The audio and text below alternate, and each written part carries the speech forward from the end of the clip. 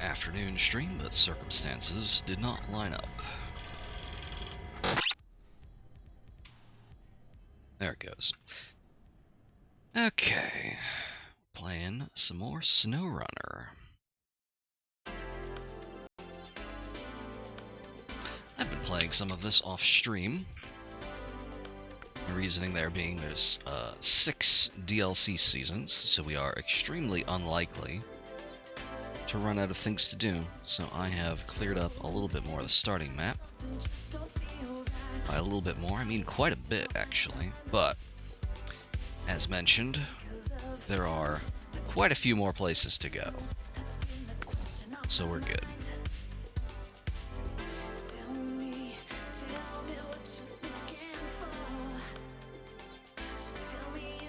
Got some trucks we can pull up. A couple more assignments. Unlocked this contest, which I guess we could do at some point. I think at the moment, though, I found this roadblock. I've cleared 1 or 2 of these. They all kind of need different things. But we're currently tracking that one. We need to bring some service spare parts X2. We can get those from the warehouse over here. This has bricks in it for another thing. I'm just leaving that there until I come to get it later. And we have a sideboard trailer with 2 slots in it that we can use for 2 spare parts. So we need to get something over here that can haul that. And I have just the thing, actually.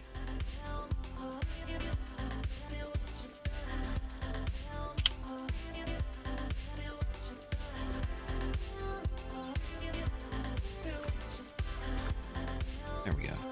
So we've got our scouting truck that we like quite a bit. It's still very good for scouting. We've got the Fleet Star.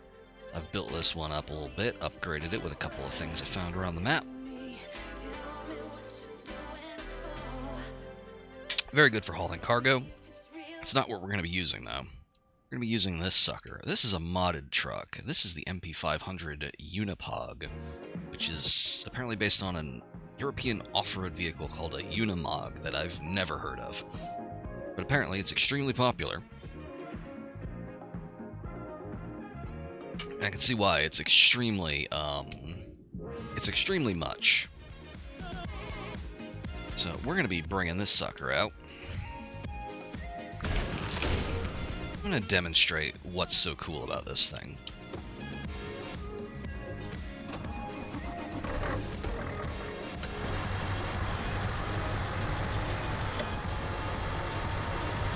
This is basically like a little off-road utility truck that has a lot of power and a lot of traction and no speed to speak of.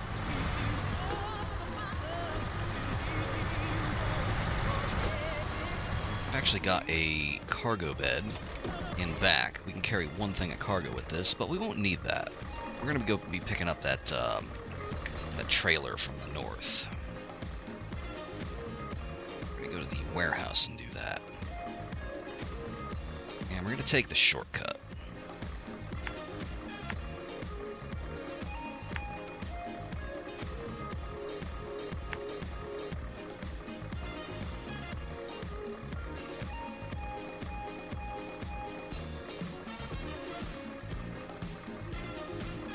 There we go.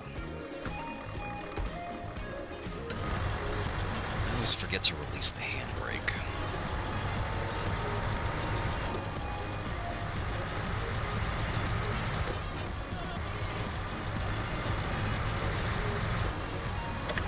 So this has all-wheel drive, which is handy.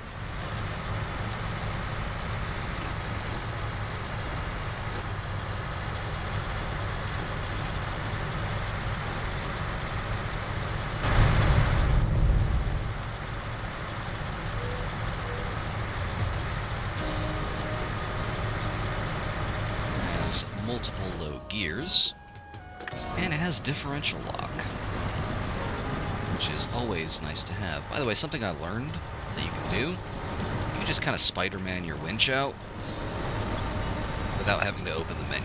You which is very handy when it decides to select the thing you actually want it to, which doesn't always do that. Supposedly in first person, it's a little more reliable.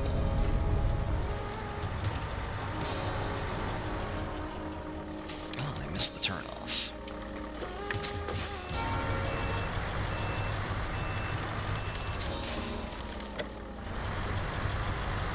We need to go up here. We'll be taking the long way once we have the trailer.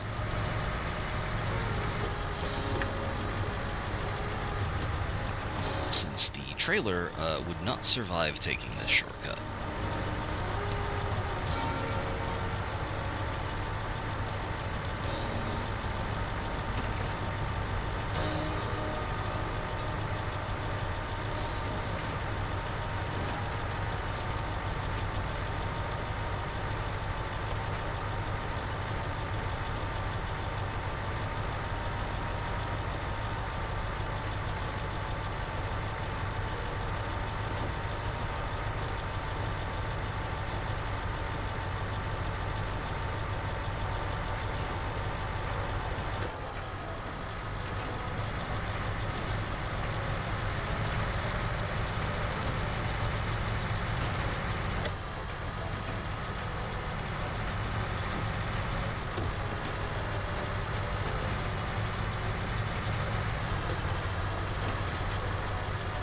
Incidentally, if you're wondering if the reason we're just plowing through everything is because we have a modded truck, it's actually not. It's because we have good tires. It turns out, as that one commenter was talking about last time, you can just put new tires on things, and we were trying to run everything with highway tires, which is not how you do it.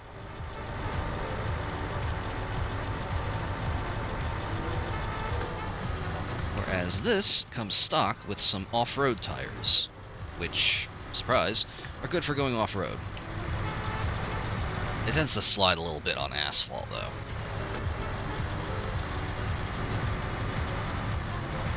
There's that other trailer I picked up. That's got bricks on it for another project. Then we've got that one over in the corner, which we're going to link up and we're going to fill with... Let's see, you got to grab it from the other side. We're going to fill this up with spare parts.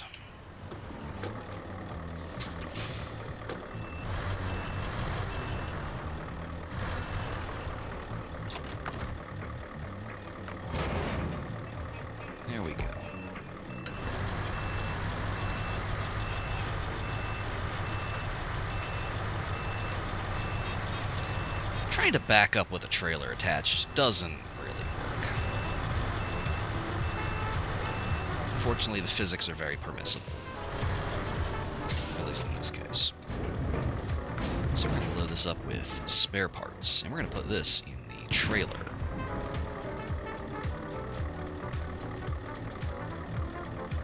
And I wonder if there's any other single slot things we need.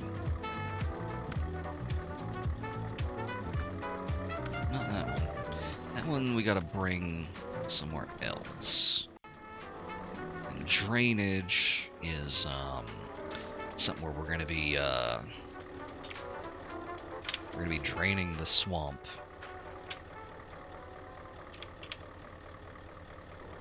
And let's see.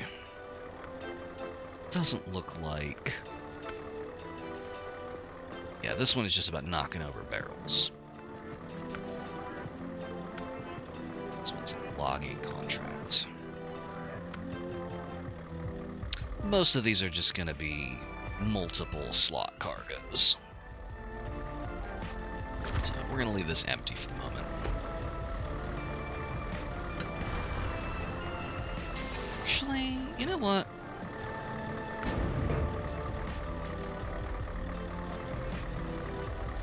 There's a couple things that needed 2 deliveries of service spare parts, but if I deliver 1, that's going to be 1 less I have to deliver later. So let's plot our route. Bring in these to the roadblock. Wooden bridge. What does that want? That wants planks.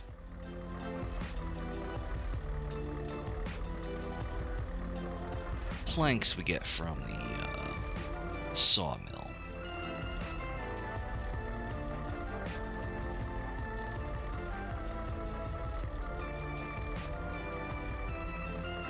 It was Riverside Repair that needed the spare parts. So yeah, we're just gonna clear this up. And then go around to there. And then on our way back, we can stop by here, pick up planks, and deal with the wooden bridge.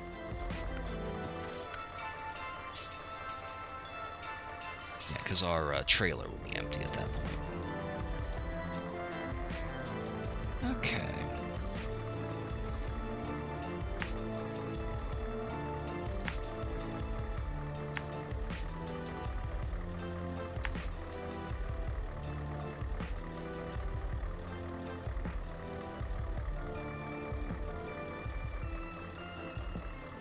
There we go. That's nice and smooth.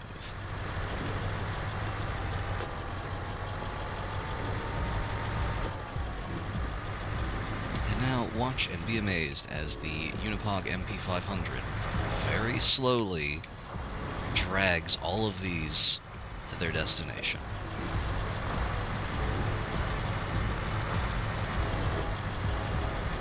This is not a nimble vehicle, but it is an effective one.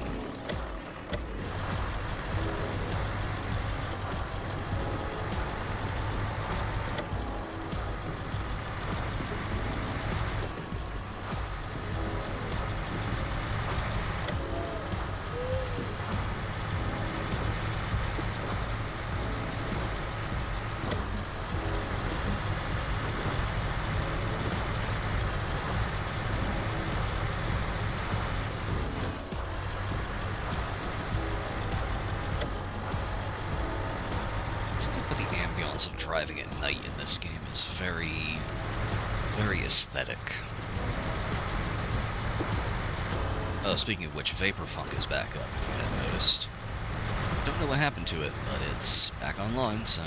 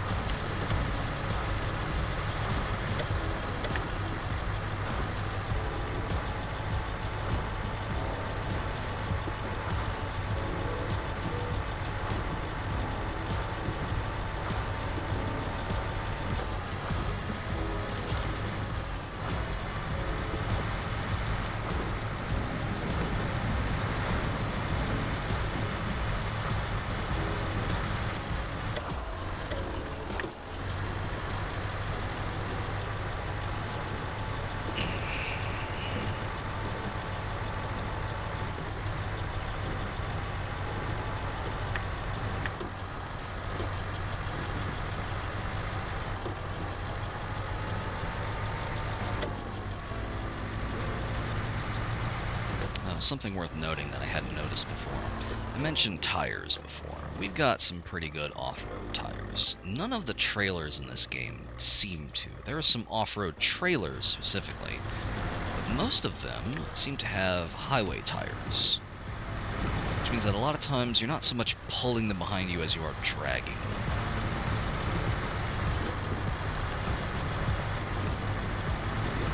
Ah, just on time. Hello, Moo. How you doing? You want attention? I don't think she wants attention.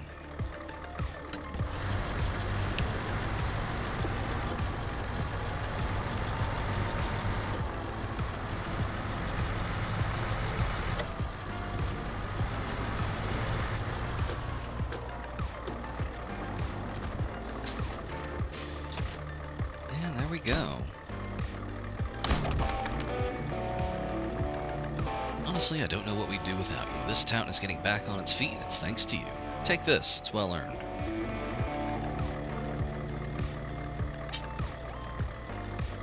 And there we go, the roadblock is clear. However, to get to the other side, there's still that wooden bridge, which is going to be our next project. So what we're going to do is we're going to take this cargo here of one service spare parts. Going to go around this way and then around to the repair area. Don't think there's any way across over here. At least I don't think there is. Actually, it looks like there's a flooded road over here.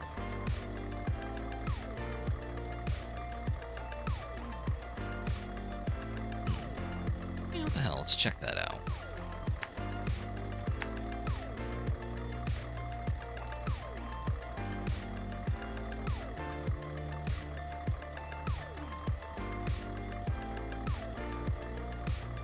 Here comes the boy. Welcome, thank you. Hello, boy. That's me.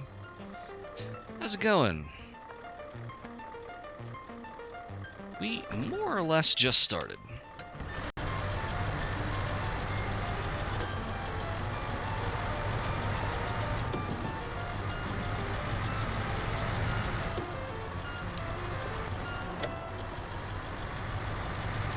Talked a little bit about our trucks. You may notice we're driving something new.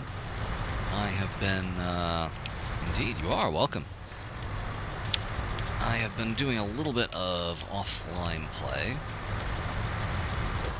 My reasoning, of course, being that there's like 6 DLC seasons, so we're not like to run out of anything anytime soon. And I have sort of whittled down our roster a little bit. We've got our Scout, our Chevy Scout that we really like. That thing, it turns out, when you put the correct tires on it, is actually really useful. It's not what we're driving right now, though. What we're driving right now is the MP500 Unipog, which is a mod vehicle based on something called a Unimog, which I've never heard of. It is a very good little utility truck. It is by no means fast, it is by no means nimble, but you may notice we're pulling a trailer behind us through mud, and sometimes that's what you need.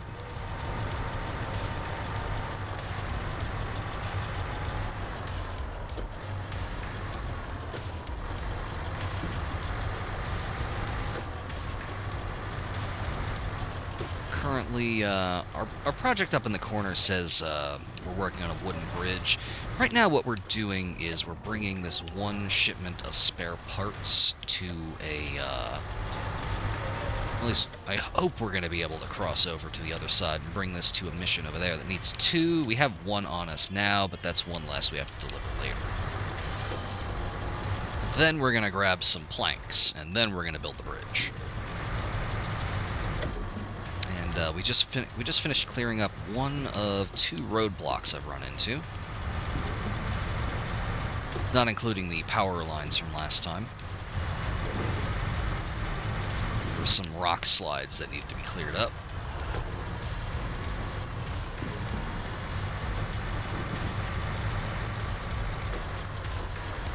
Let's see. And we're just about to the unexplored edge here. I'm really hoping I can get to that sort of flooded looking road up there, because I do have snorkels on the Unipog, so I think we can get across that. We may have some trouble dragging this trailer with us, but we'll see.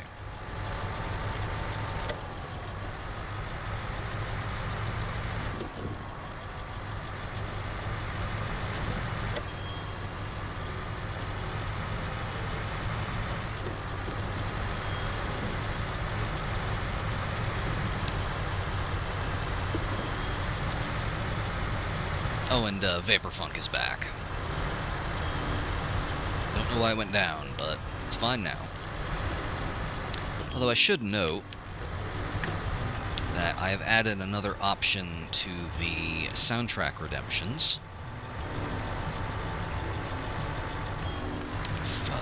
interests anyone. Let's see. Yeah, that just goes straight over here. Yeah, that'll bring us right over. So all we have to do is ford the river. Simple. Easy. And then we can just go straight around here, over there. I really like the route planning stuff in this. I have taken to just plonking down stuff on intersections and destinations, and then just kind of stretching the line around to sort of follow.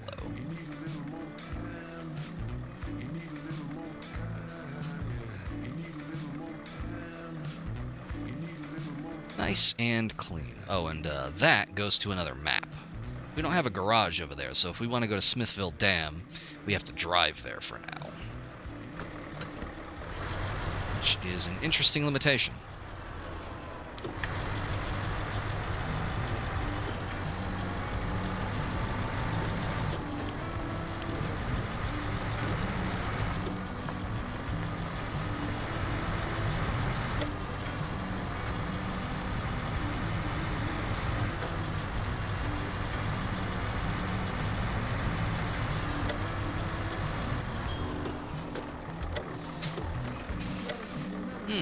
Water over road. It's probably fine. I think we'll be okay.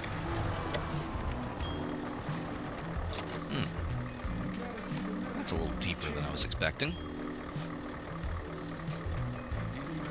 What's the worst that could happen?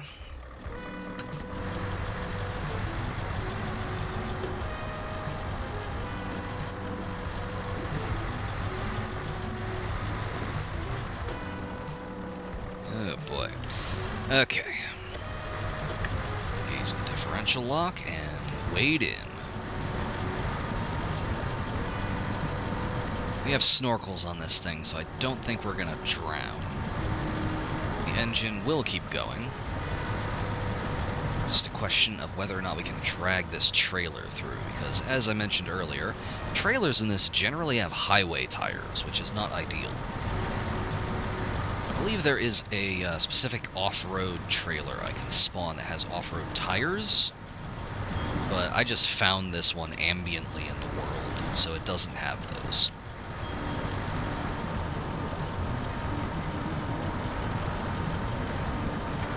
It's okay, we're good. Everything is perfectly fine. Yeah, there we go, we're just trucking.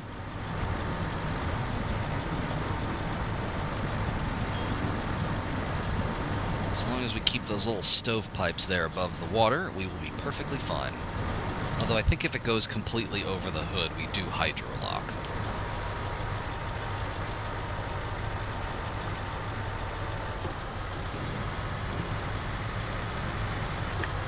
There we go, nice and easy.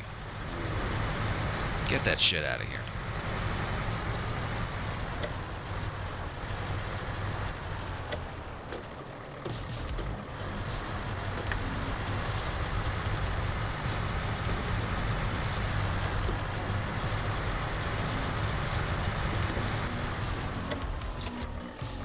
Getting some hitching that I don't care for.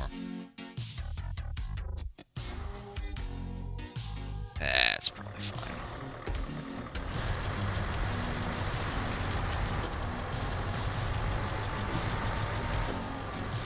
It's probably just this streaming in more terrain, because my PC is not very good.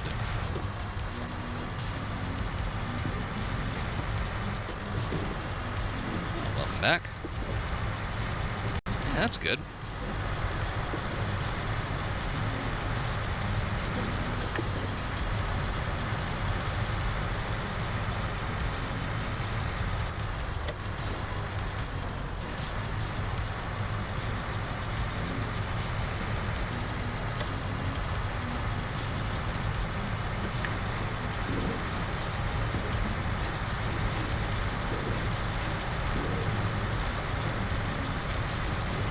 Oop, don't want that flipping. Nah, we're good.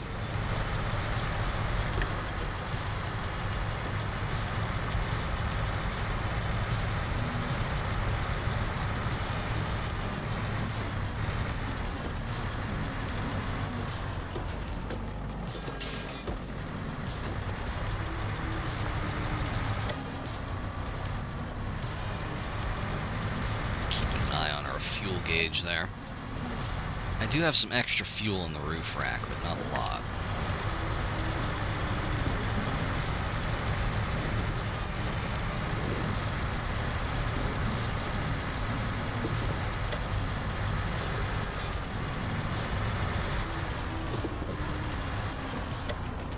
Oop.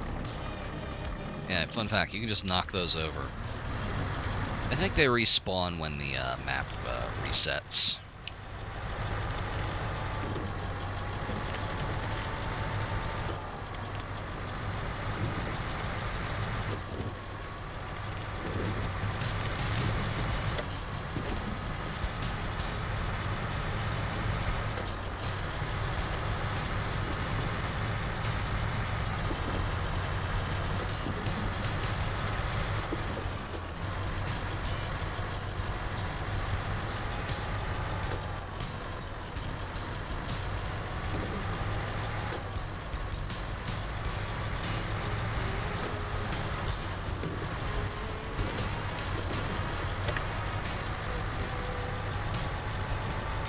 Let's up this incline here.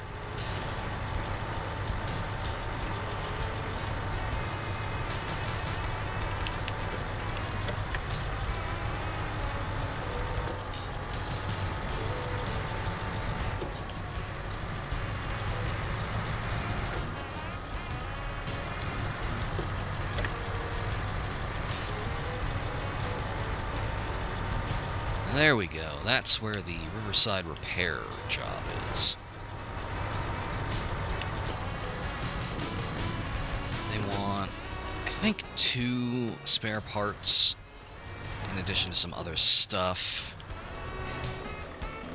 But right now, let's see.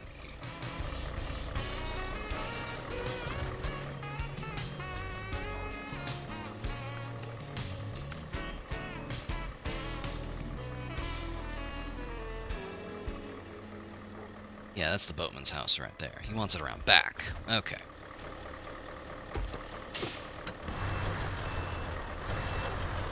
For a second I was like, are they asking me to go back into the swamp? Does not seem to be the case. Don't worry about the trailer, it'll be fine. We could probably just plow straight through that fence, but I'm trying to be respectful. Emphasis on trying. The trailer's probably going to take it out.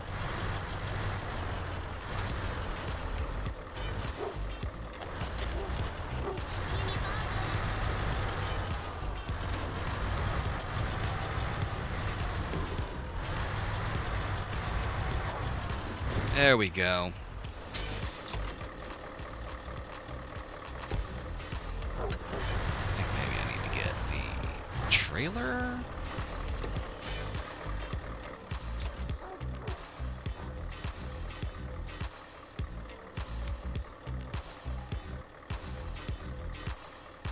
Yeah, that's where I am.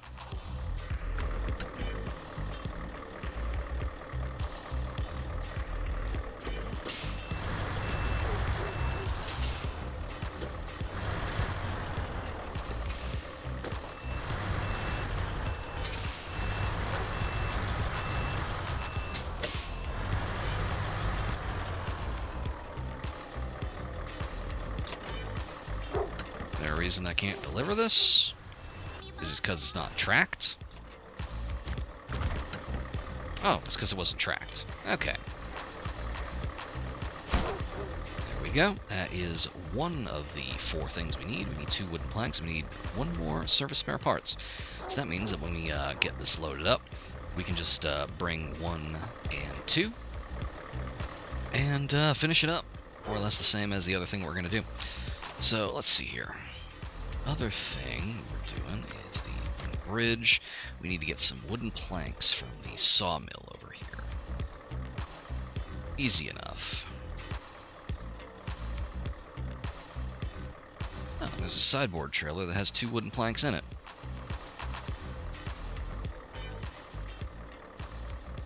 That's useful. Alright, yeah, let's plonk that down there.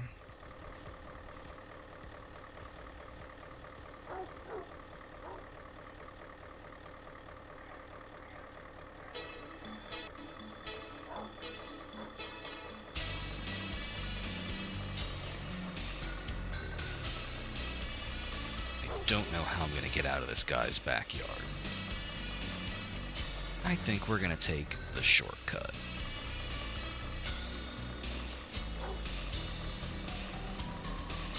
That'll do, that'll do. Now we just need to get out of here.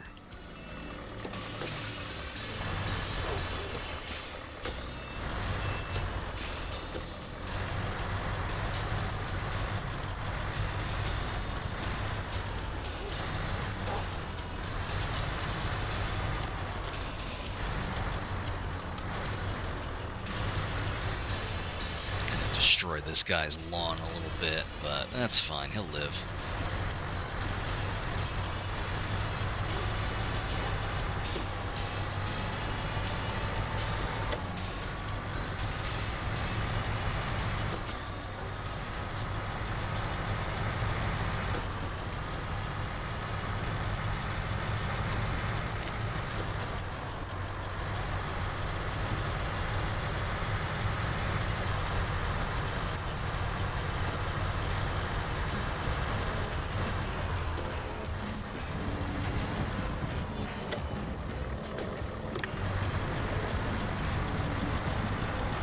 Preemptively flip that on before we go into the swamp here. When I went through here to unlock the watchtower, I got both the Chevy pickup and the Scout 800 stuck, although that was before I figured out that I could put off-road tires on. It's a shame that terrain deformation resets, otherwise there would be a pickup-shaped crater right about there. Yeah, they make a huge difference. Like, I want to emphasize that I am not just carving through shit right now because I have an overpowered mod truck. This is just the tires. This is just the tires. Like, look at that. Those are actual off-road tires. Compare them to the highway tires on the trailer. Completely smooth.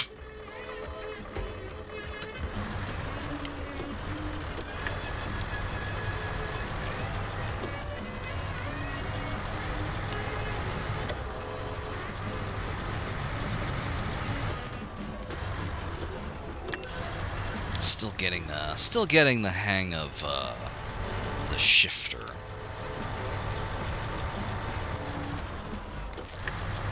It is weird to me that you have to shift, then let go, and then you can turn the differential lock on. Also, every time the suspension like flashes red, it feels like I'm shifting wrong and damaging it or something. I actually have no idea if you can damage the gearbox. I presume you can, because in the corner down there, there's an icon for it.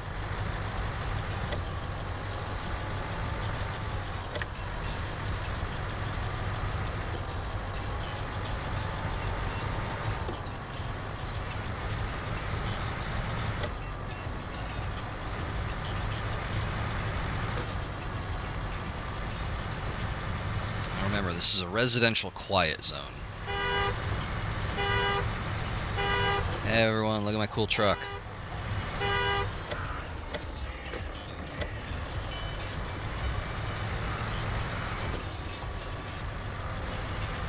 Stop right there, criminal scum! Breaks the law on my watch. I'm confiscating your stolen goods. Now pay your fine, or it's off to jail. I have only one response to that.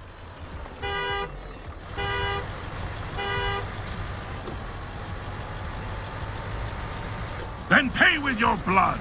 Ah, you'll never catch me. This thing goes a whopping 30 miles an hour.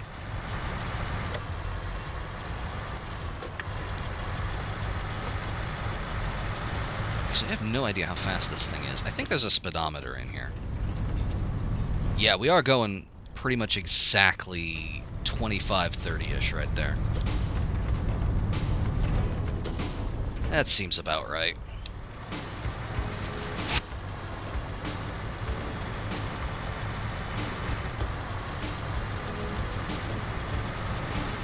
Alright, time to pick up some wooden planks.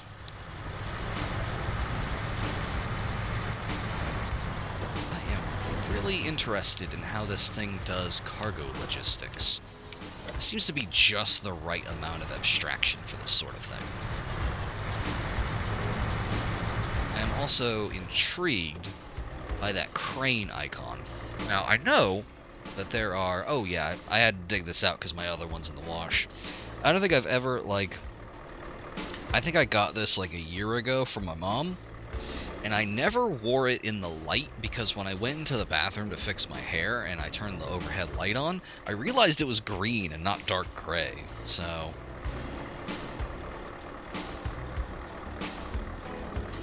kind of clashes with my usual goth aesthetic.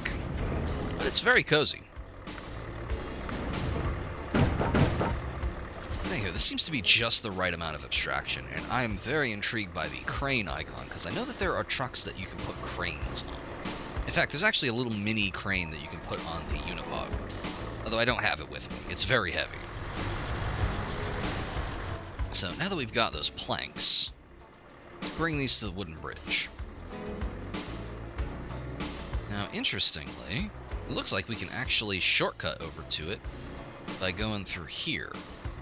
The question is, with the trailer laden, can we actually get through it? I'm thinking... Let me double check something. Riverside Repair needs planks as well, right? Yeah. Okay. In that case, I think what I'm going to do then is I'm going to take this trailer, I'm going to park it over here. I'm going to grab the sideboard trailer that already has planks in it. I'm going to bring that one over to the wooden bridge. Because this thing... Okay, this is also a sideboard trailer. But,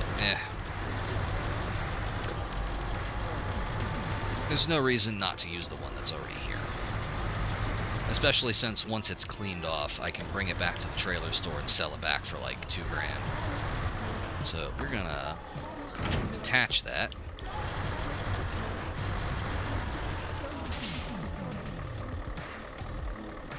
Bushstog. That's a name.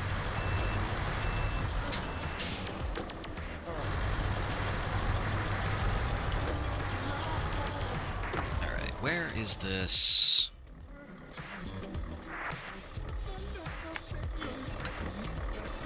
Oh, it's literally right there.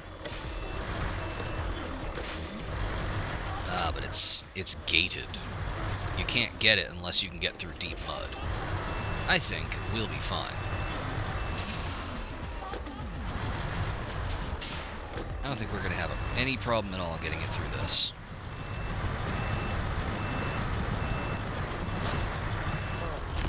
New trailer discovered. Let's go ahead and attach that. There we go.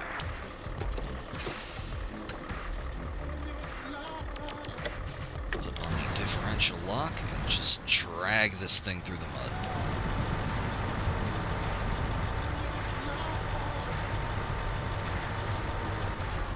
Okay, now that we have that, I love that there are little tiny cartoon icons of these things, like little like low poly markers. Fun fact about that, by the way, the ones that we've been pointed to by the watchtowers, like the various trailers and drowned trucks, there are other secret trucks and trailers on this map that you can only really spot either by going near them, I think specifically in a scout, or by just like spotting them on the map. Like that right there, I'm pretty sure that tanker, we could just go there and get it.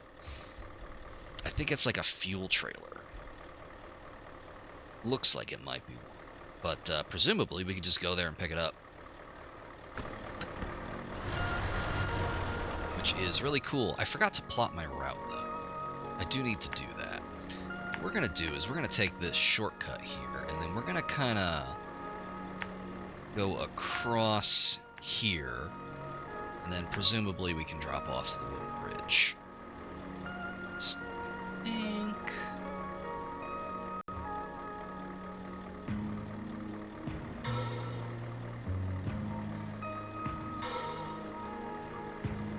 I don't think we can go under that. Can we go under that? No, we can't go under that.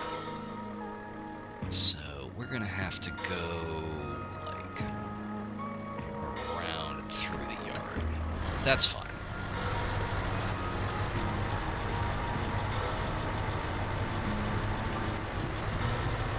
Can probably turn off the differential lock.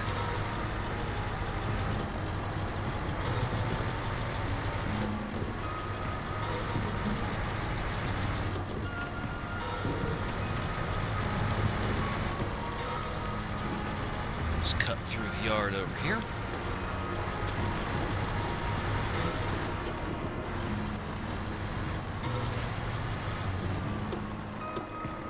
Drilling site. I love that the wooden signs are all in Comic Sans. It's really good.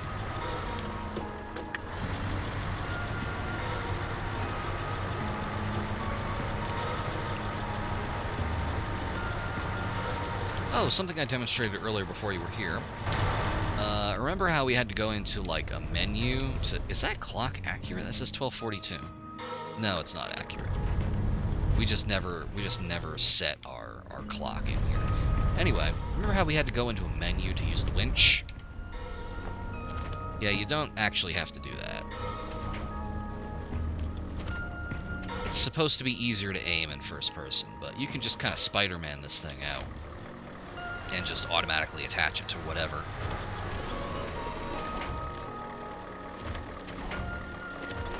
By just hitting the Y button. So that's very handy. Presumably you could use this to make some like hairpin turns, but I am not quite that good.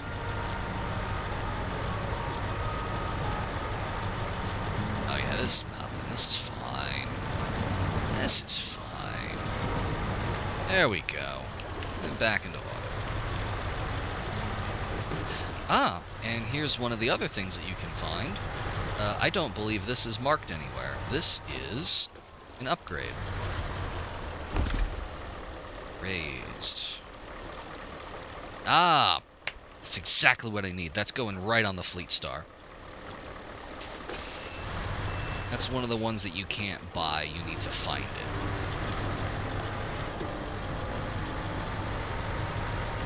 Alright, where are we? I'm just gonna clear my route and just keep going this way. And hopefully we can do this without tipping our cargo over.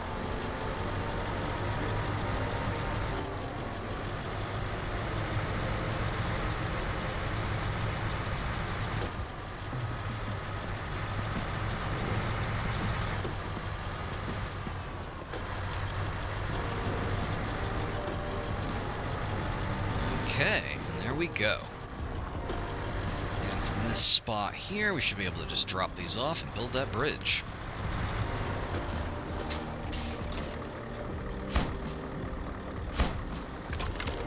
There we go. That's how you know this is a Strand type game. Pretty darn good. Time to saddle up and get those trucks across. Thanks again. Love the little mission complete riff. It's extremely good.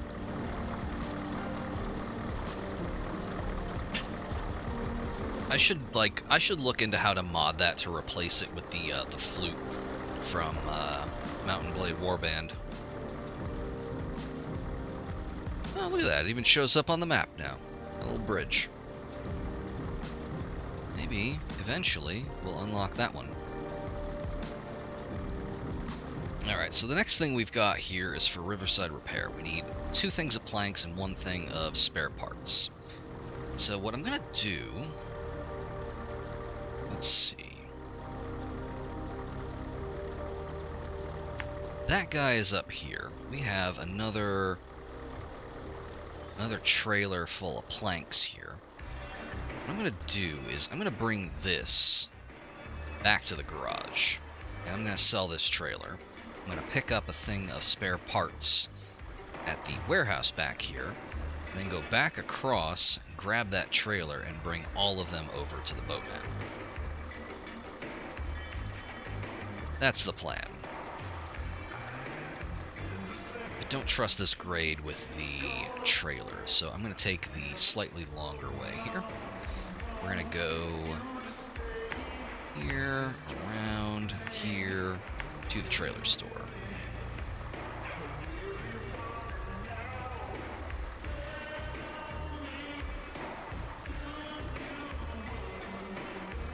There we go. Nice and clean. Actually, I don't want to drag the trailer up there, though. I do want to get that watchtower. when we sell that and pick up the parts, we'll snag that on the way back, because I don't think the Unipog will have much of an issue getting up there with cargo. In fact, we can hit it on the way back from the warehouse. Yeah, let's do that.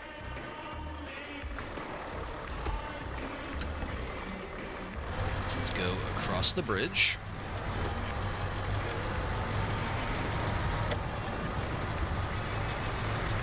Nice and sturdy.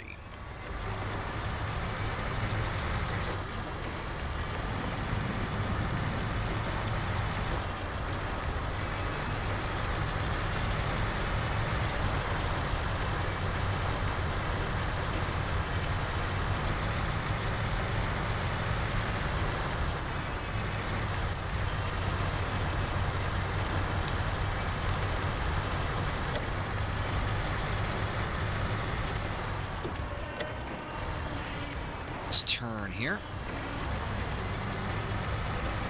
Yep, we can be a little less careful with the trailer since there's nothing in it. Oh hey, that's the trailer I was talking about right there. Bonk. And by bonking into it, we now own it, I'm pretty sure. We can go back and get that later.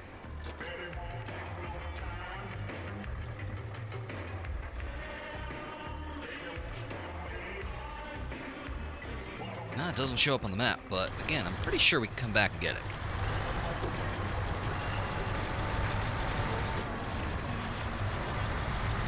Previously, I was under the impression that watchtowers unlocked everything, but looking up stuff about this, no, there is just secret stuff around.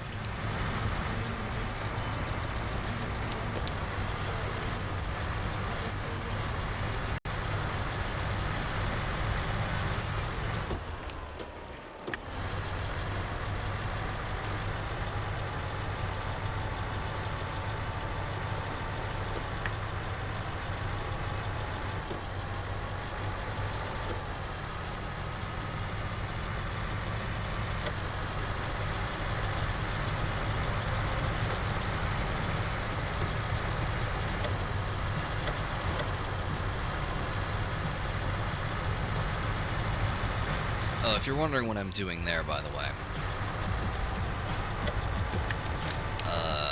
When you're in automatic, your dude will just kind of automatically shift up and down, which, you know, makes perfect sense. But you can force him to shift by tapping the clutch. So, like, right now,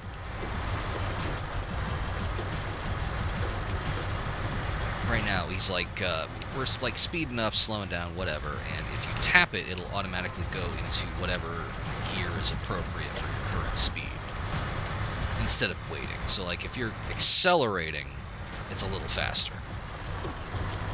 That one's a freebie. We should probably get gas, but I want to demonstrate something first. Yeah, it's neat. It's a neat little, like, skill thing you can do. If you don't feel like doing it, you don't have to. But, fuel. So I can actually refuel my tank from the roof rack there. As mentioned, it's not a lot of fuel, but it's nice to have just in case. But, we are here at a gas station, so not necessary. And let me see. And refill the roof rack. Okay. Now we're going to continue back to the garage.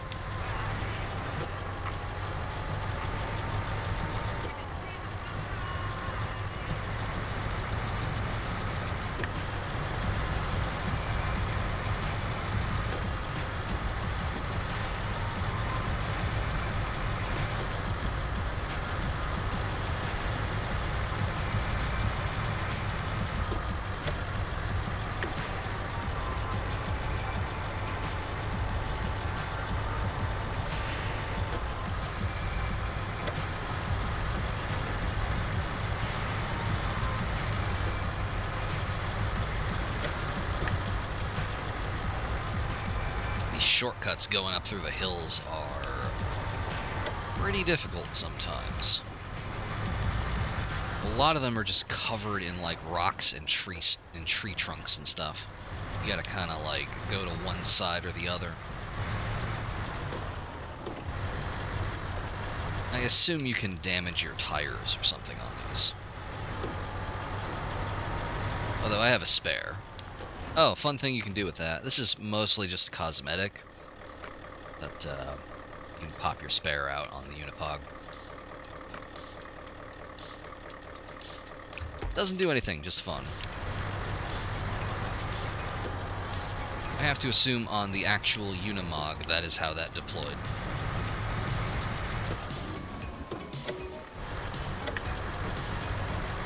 Let's cut through here. Around that pole. And we'll just sell this lightly used sideboard back for about $2 grand. It's only lightly used. Although I absolutely love the economic system on normal. I was able to play around a lot with different trucks by just selling them back at full price, including upgrades.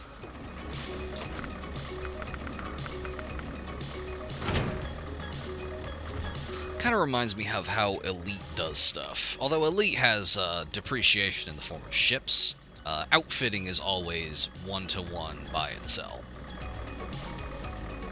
Which is a weird half measure when it comes to experimenting with stuff in the game. But you know, that's Elite. So let's see.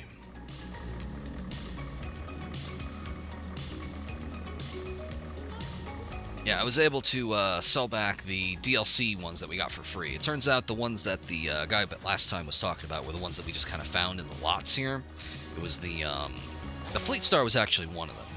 The other one was the GMC, I forget the exact model number, but apparently those were from the Anniversary DLC. I sold those back, got a bunch of money back, and bought the some upgrades for the Fleet Star and the Unipog.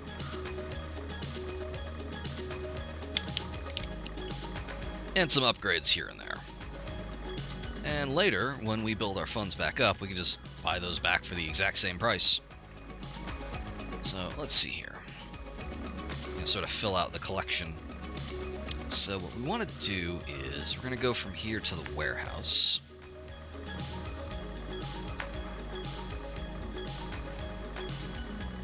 And to do that, here... Oh, pardon me a moment.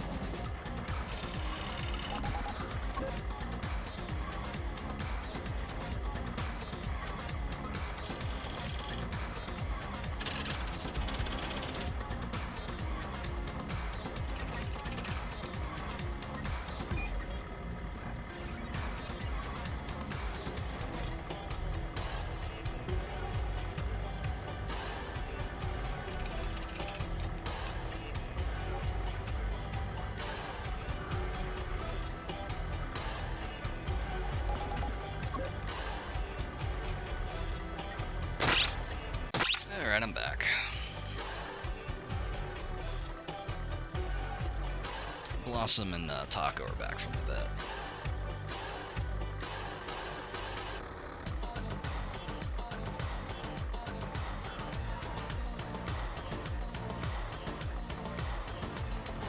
I hope he's okay too. He seems... He seems more or less the same as he always is. He's just lighter. I'm really hoping that, like, he'll eat some of Moo's food, because, like, when he got brought back here, he immediately beelined for it, so... poured him a little bit of that. I think we're gonna take the long route around here, and we're just gonna go right through the flooded section. Again, I cannot say enough how much I love the route planning in this. I love being able to just, like, set a bunch of points.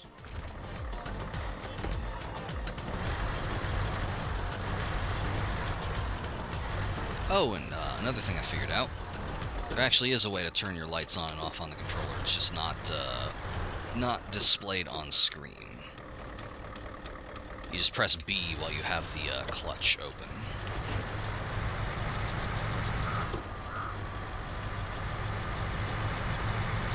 Yeah, there's some stuff in this that isn't really, like, documented.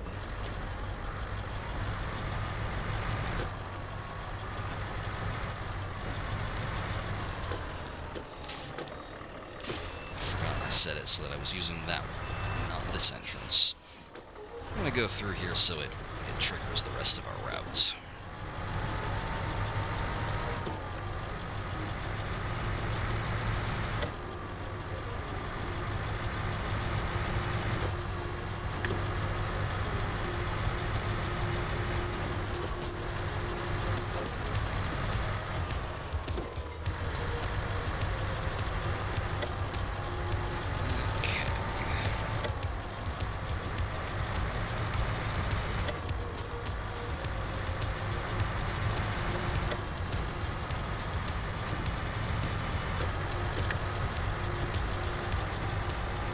Particular stretch. This one is real tough.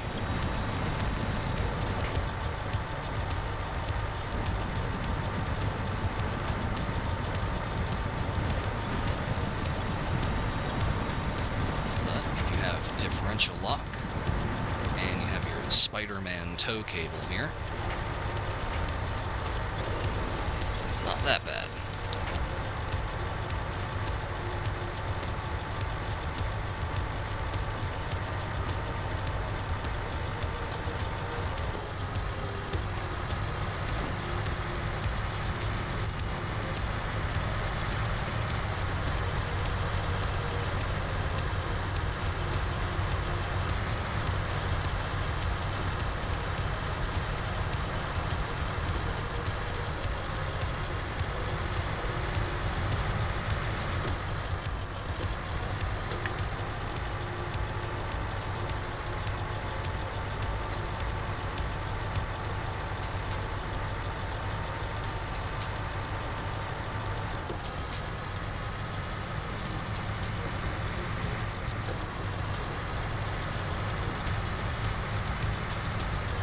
I get more practice so I can just, like, flick this on and off, more or less.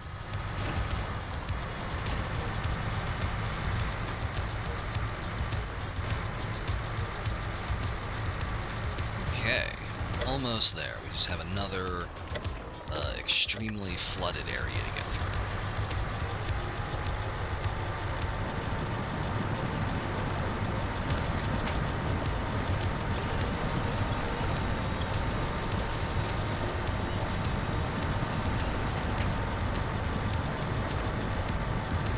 Even pulling yourself sideways does impart a little bit of torque.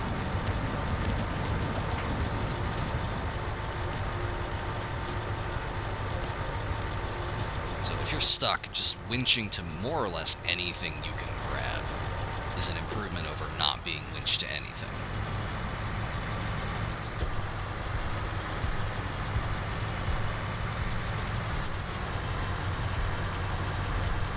Also, this is something else that I totally missed when I was going through upgrades last time.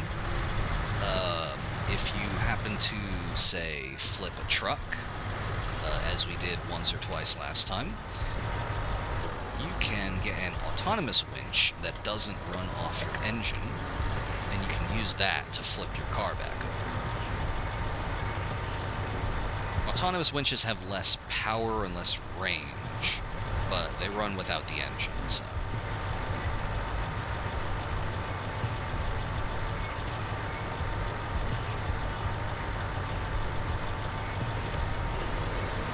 Right now, this is very powerful and has a lot of range, but if we were flipped over and stalled, we couldn't use it.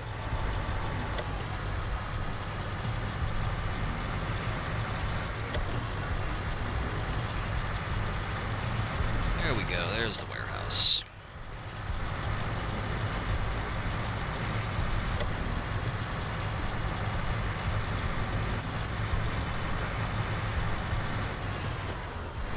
So first things first, we're going to go through here and get a cargo load of spare parts. What kind of spare parts? Spare parts.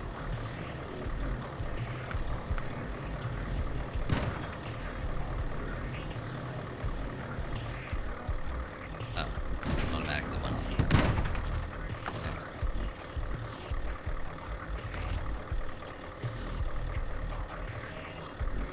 That one.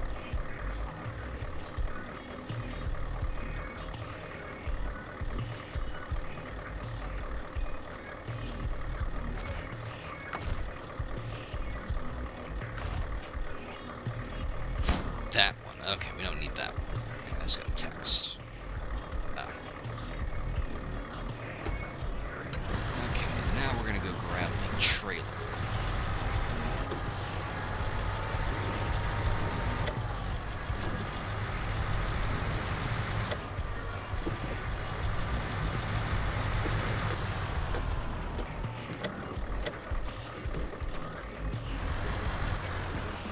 Hang on. Okay, yeah, if we cut through here, I can leave the trailer, go up and get the watchtower, and then just come back down and bring it the rest of the way.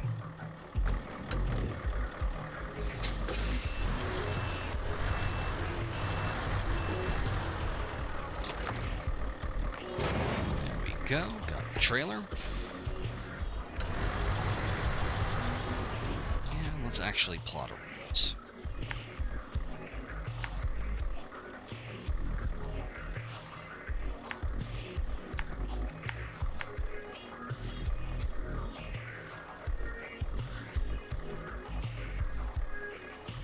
Stuff needs to go to Riverside Repair.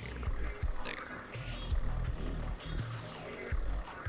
And with that wooden bridge in place, we can just basically beeline it more or less. So around this side, down to here, and across. Through this flooded area.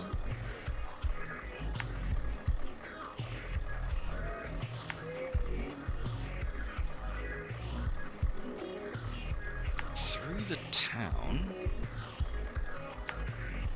Then up to the boatman's place. And let's smooth this.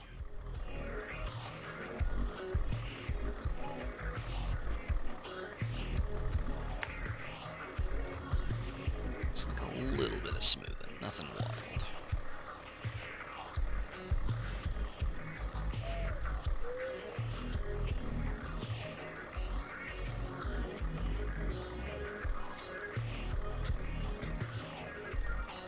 Doesn't have to look pretty, it just has to mostly conform to the path.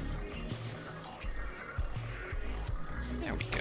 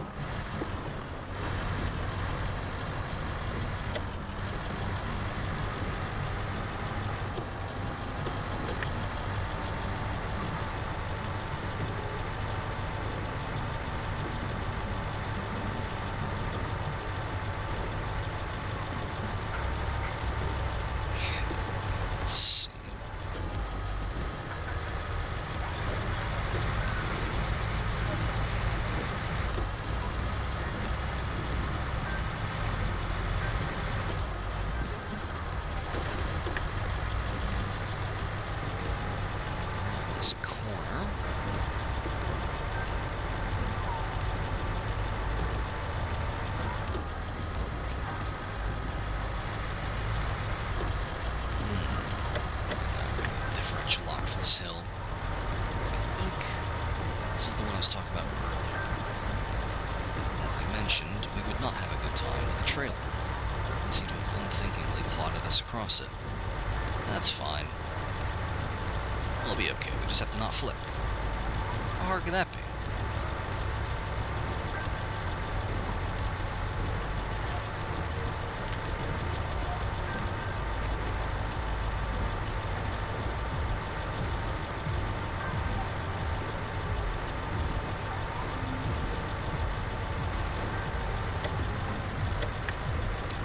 Easy as pop.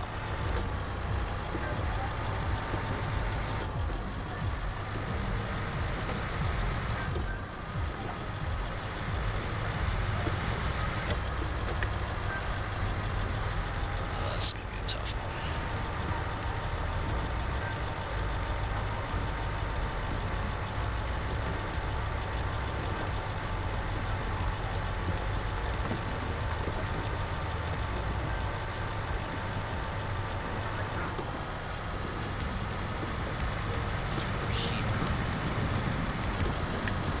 Probably should have just left that alone.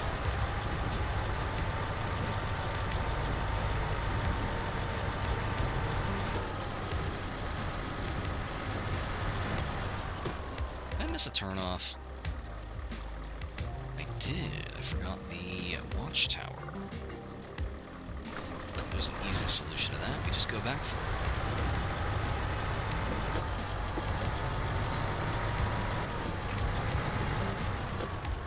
Let's see. Direction of travel is going to be this way. So what we're going to do is we're going to park that. We're going to attach the trailer. And it has its own brake, so it's not going to go sliding down.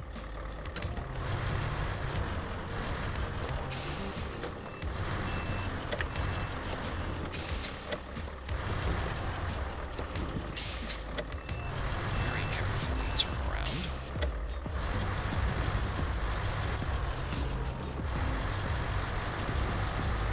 By itself, this should be fine for you.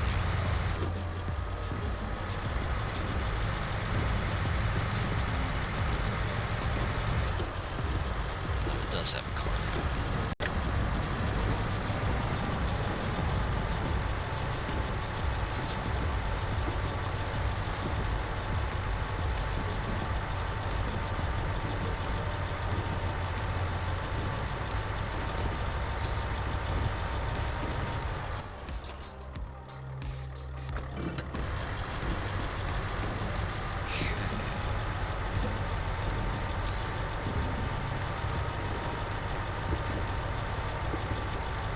The path we're looking for is right here.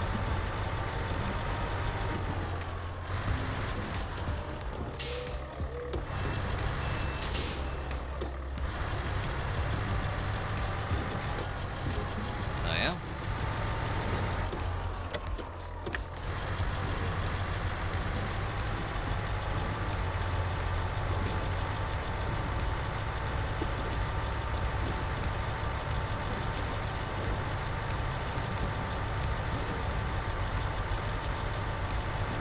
There it is.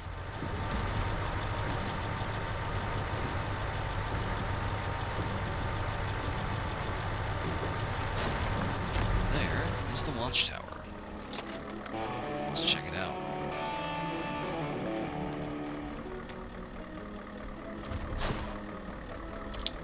An upgrade. Let's take a look. Oh, there's one not far from the road, actually. Got King of the Hill.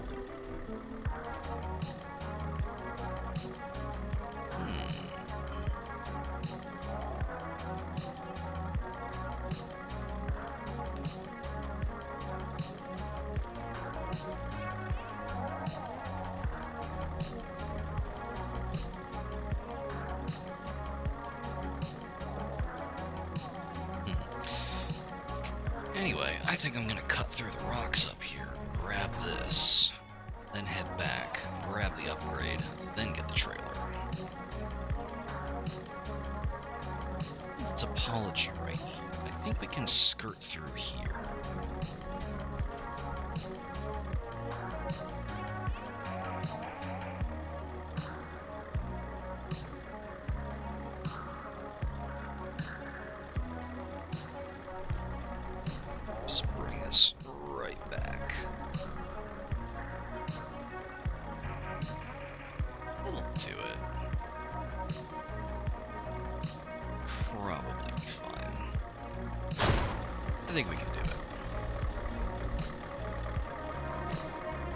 Just have to cut across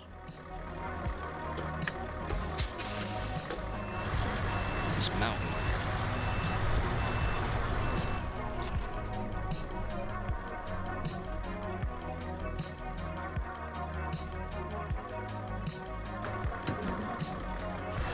I think we can do it.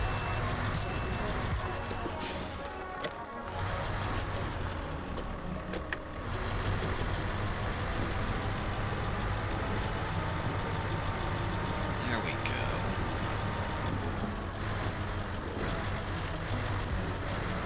We have to stay cautious so as not to tip over.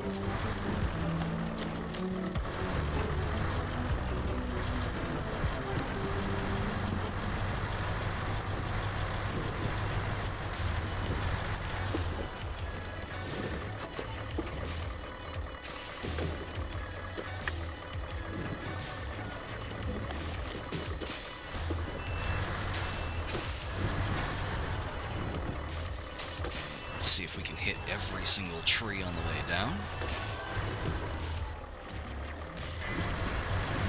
There we go, that's fine. What's a couple of trees?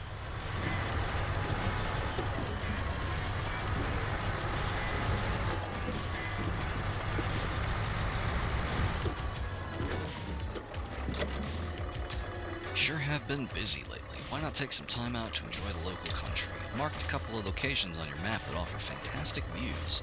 Be sure to check them out.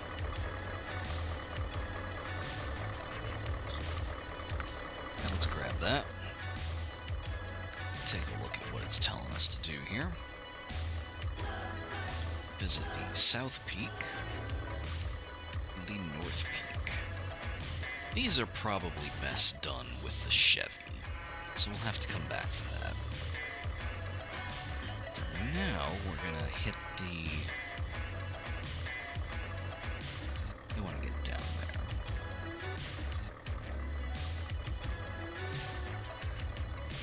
To think of it, the best way to get down there is probably to take the trailer to about here, and just diverge, head down that way. Oh, it looks like we're actually going that way anyway. It just didn't smooth out this part. Yeah, so we ditch the trailer around here, then we go get the upgrade. Easy enough.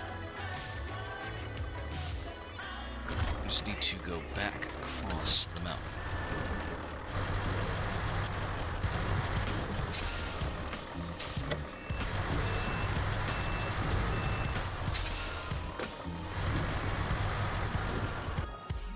Change the music.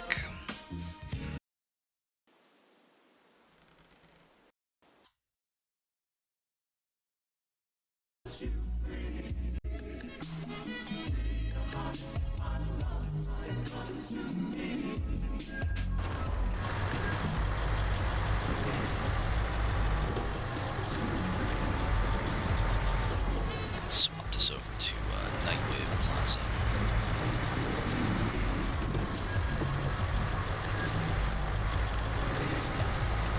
Oh, hello, move.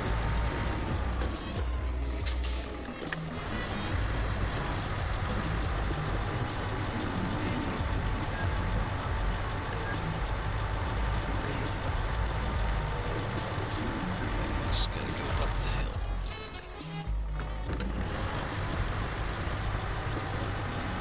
It's gonna not tip over.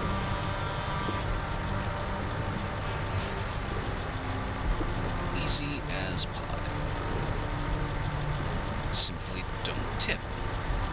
It's just that easy. Simply do not tip over. Simple, practical advice that anyone can follow.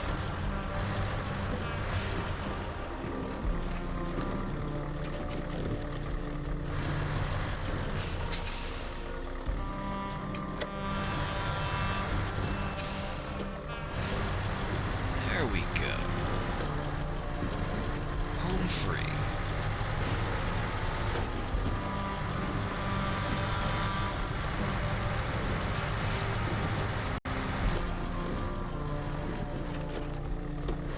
Back around this way.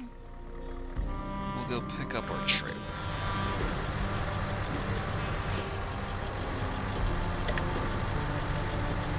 The sun might be rising. No, actually, that's not the sun. Different things. And in fact, it is 4 in the morning, so...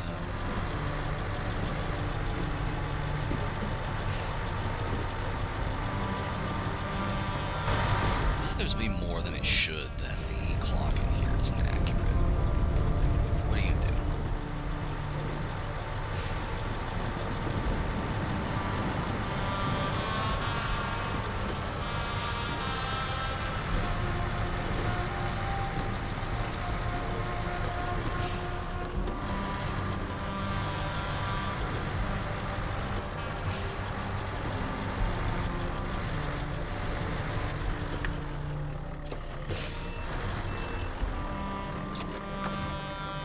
Attach the trailer and get moving.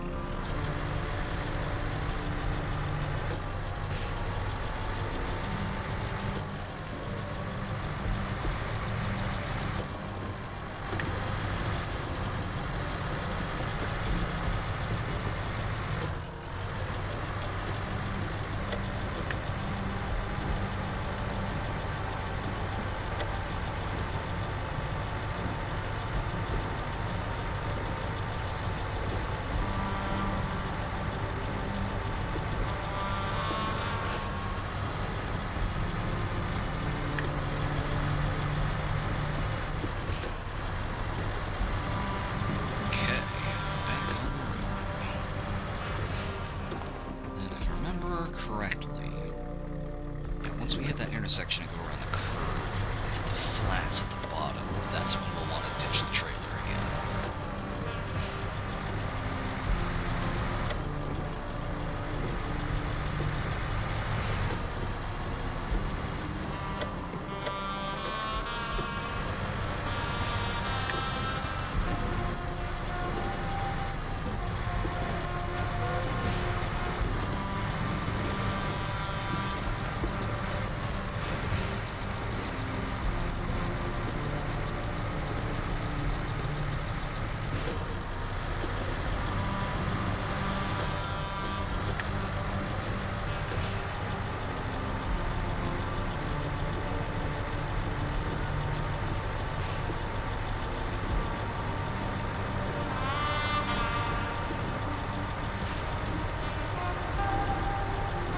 Slowly but surely getting closer to the flats. As long as we don't tip over.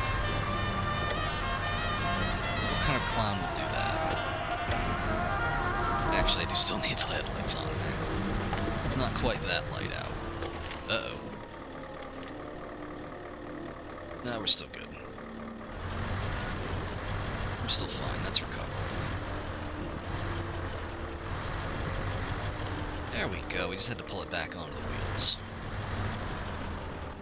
Let's take a look. Grids right over there, so I'm gonna get this onto that little island.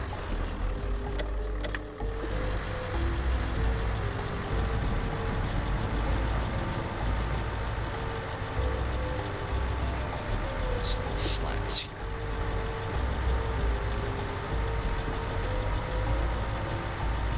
There we go. This is a nice flat spot to drop this. Attach. Take a look at the map.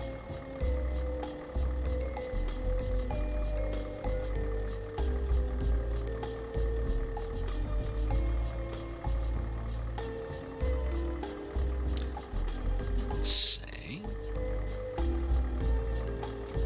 here. Around. Actually,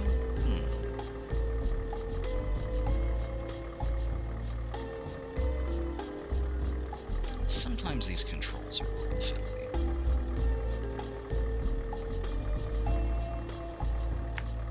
I'm gonna delete the last one.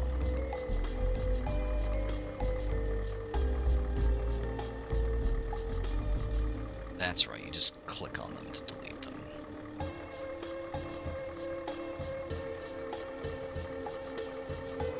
I'm just gonna leave that there, and I'm gonna let my own pathfinding skills guide me. My pathfinding skills that I definitely have. Boy, I wonder what happened to that guy.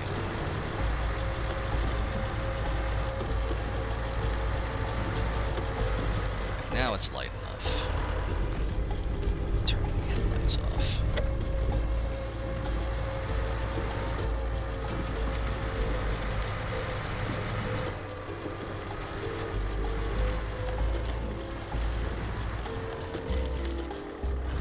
And there it is.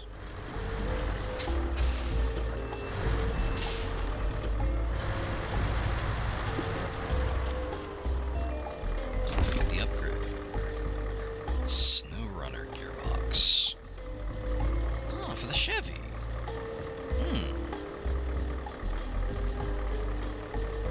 I'm gonna pop back to the garage real quick. First off, we got the raised suspension for the Fleet Star. I'm gonna plonk that on there. Yeah, that'll make a world of difference. Still isn't letting us get all-terrain tires for the Fleet Star, but we'll be getting there when we get to like rank 6. And then for the Chevy, let's check it out. So we have a stock gearbox. The SnowRunner is for off-road performance. And this will give us basically the same gearbox that the Unipog has. We have the middle, top, and bottom. So we're going to plonk that onto the Chevy.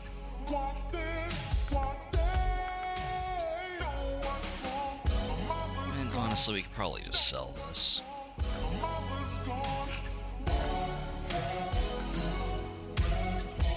There we go. And then we'll use this to take care of the King of the Hill one. So let's head back to the MP500.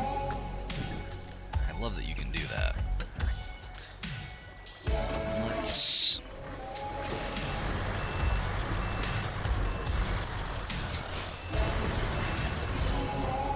swivel around here.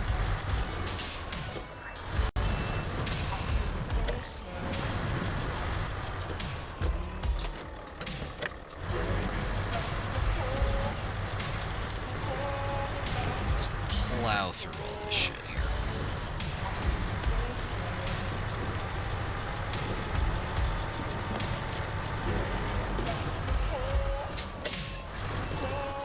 Not that one. That one won't let us through.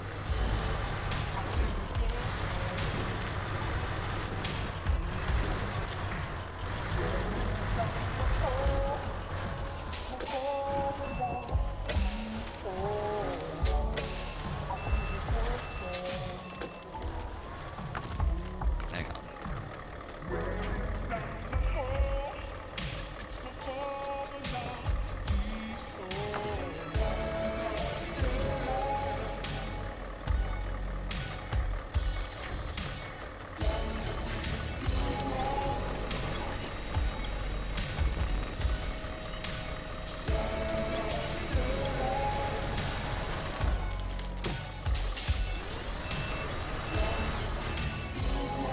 Like stuck on the corner.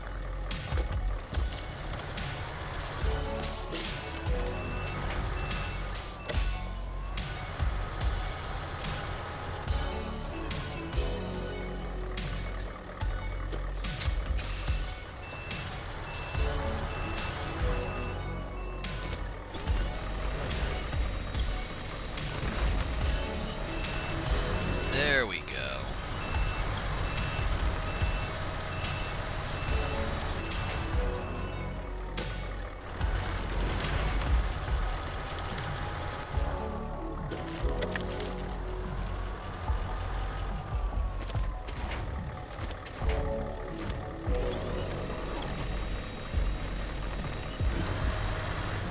Perfect.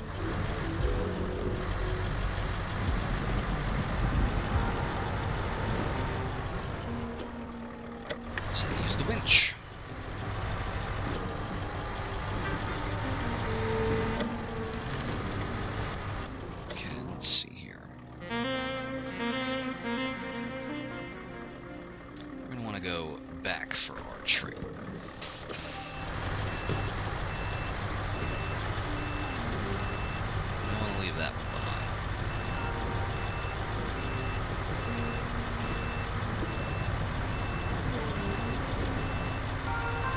dude actually turns his head to look in the mirror when we back up.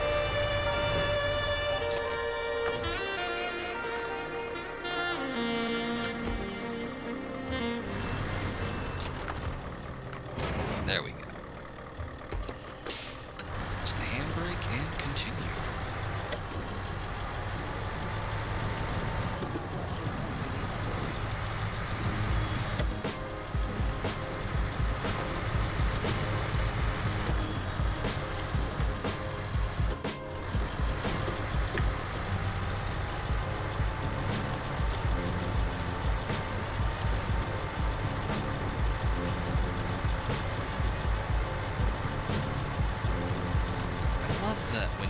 To an area like this with extremely difficult terrain, level designers have placed a couple of sunken like trucks and cars, almost like Fallout environmental storytelling skeletons, just to say like, hey, other people have gotten stuck here, you might want to be careful.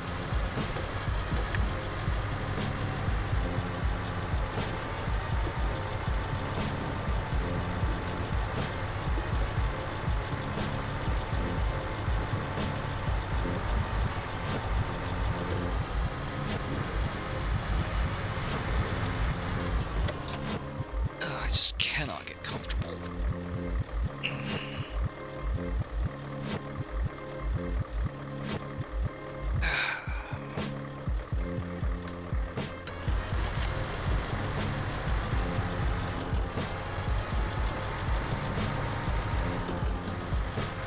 Again,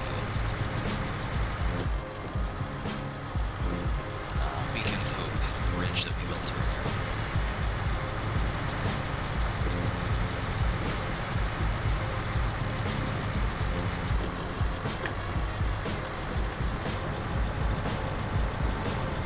Just the patch of death mud right before it.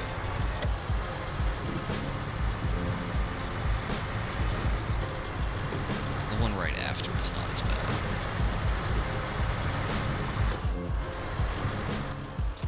Okay.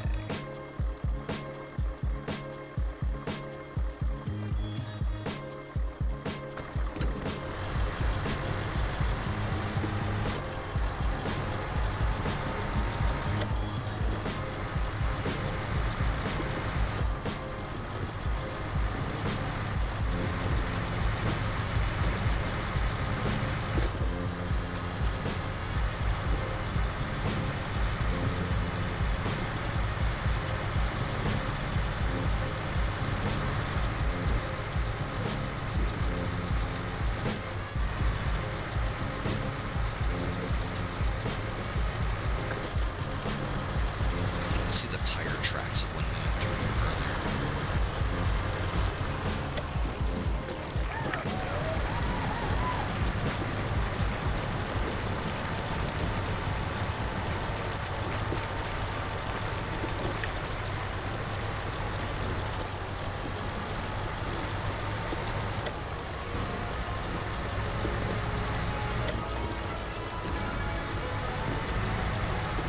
Closer.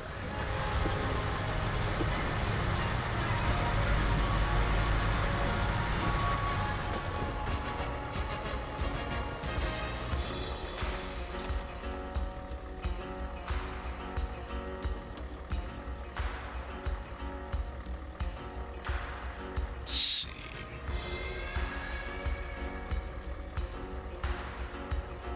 And we're gonna swap this for the lumber trailer.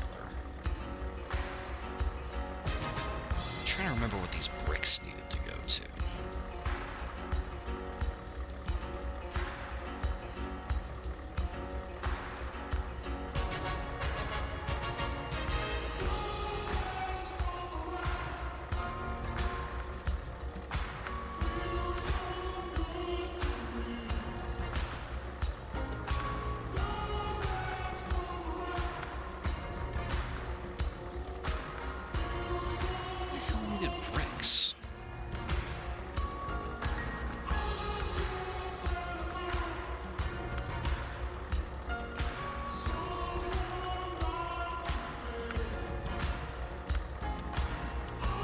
Pipe dream needed bricks, that's what it was.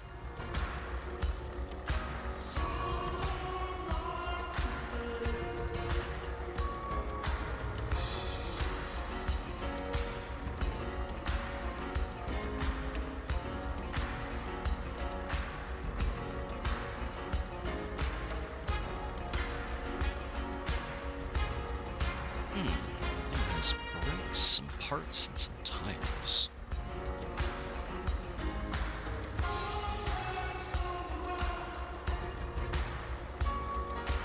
I do not, for the life of me, remember why I picked up a trailer full of bricks.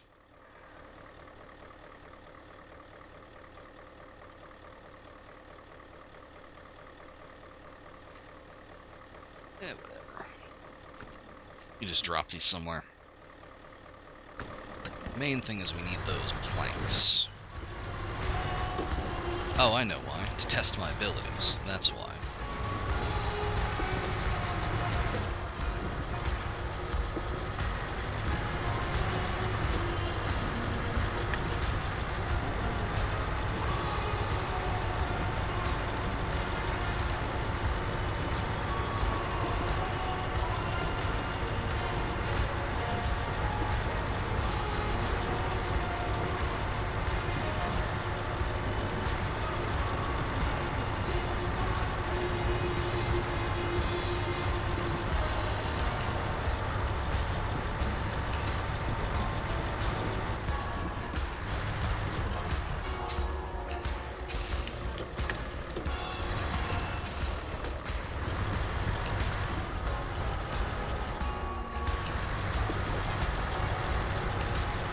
Go and just drag that around. Right, there's the one we actually need. That's the one that I apparently thought I was pulling the entire time. We're gonna park these over here.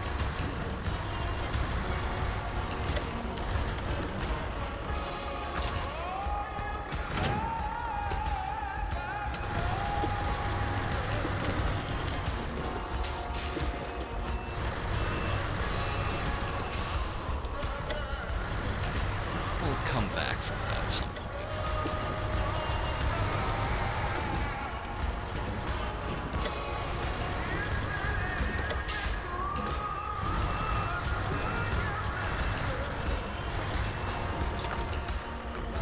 There we go.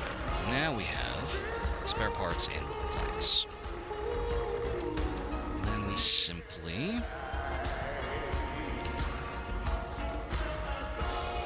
bring these to the boatman's house.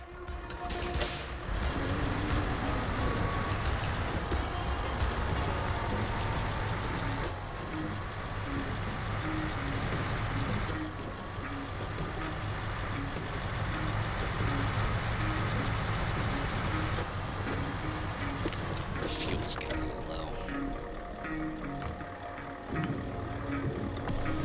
There we go. Just enough.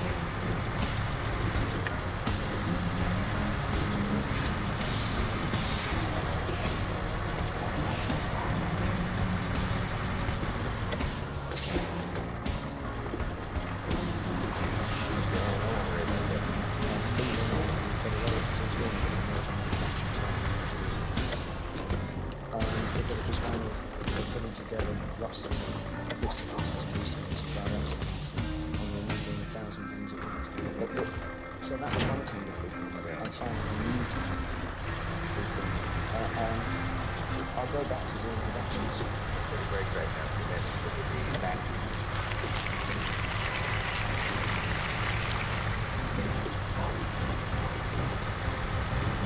You can see here how off-road tires aren't very good on roads. I am slipping a little bit.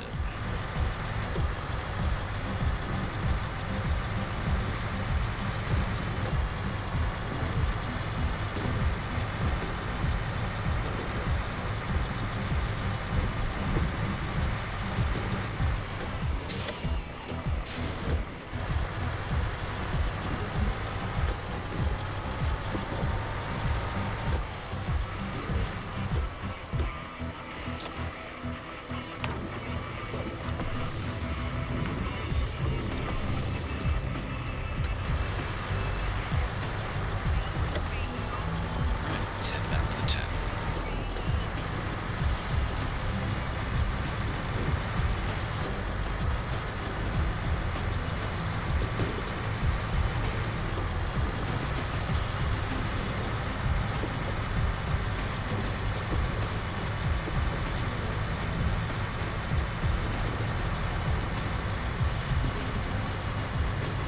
Rain is also making things worse, I'm pretty sure. He's slipping a little bit.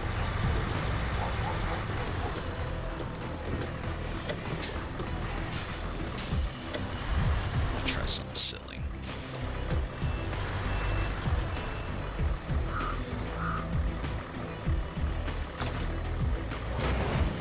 Yeah, you can do it around the curve. Nice. Let's see if we can do this without taking out any lampposts this time.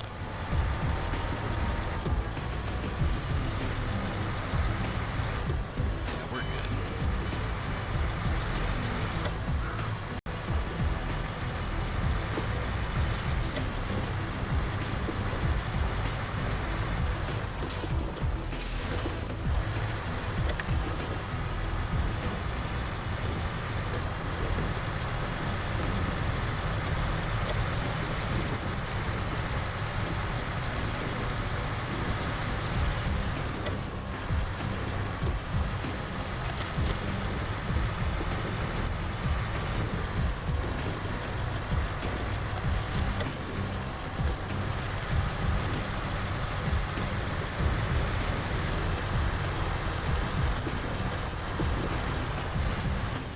Let's see, just gonna keep going this way.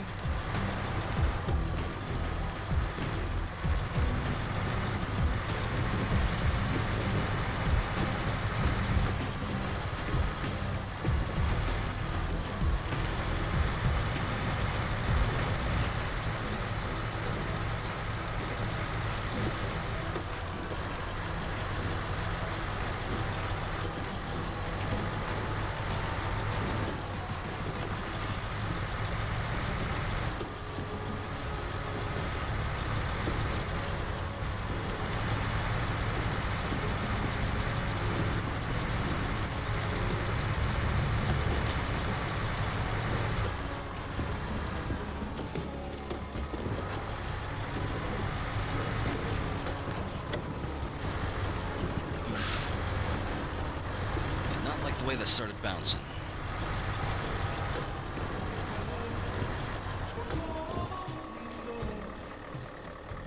I really don't know how you're intended to get through. I have to assume, much like the way that the whole mini quest, The Place Behind the Spruces, was worded, I'm pretty sure the joke here is that it's more or less impossible to get past there without destroying this guy's house.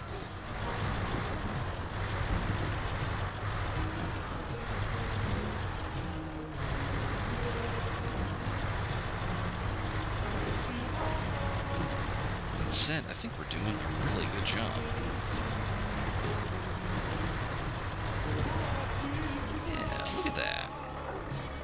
Unload that. Unload these two. Wonderful, our small but proud fleet will be sailing down the river in no time. Thanks a lot. Okay.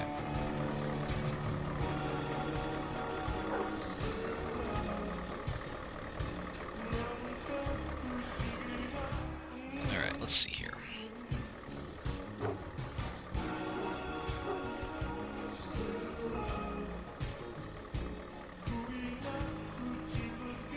I think what I'm gonna do now is I'm gonna bring this empty trailer. That's fine. There's honestly not that much to talk about. It's just a very chill going from point to point. I'm gonna bring this empty trailer back to the trailer store and we're gonna sell it.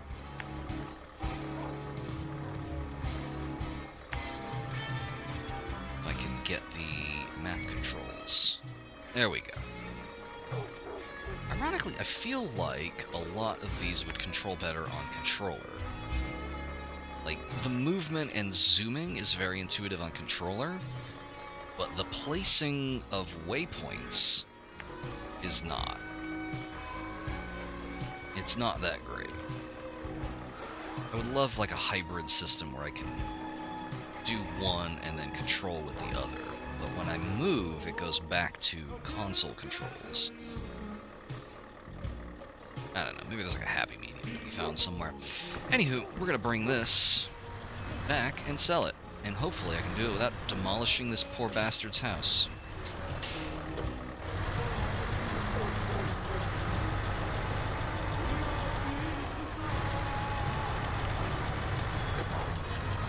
There we go.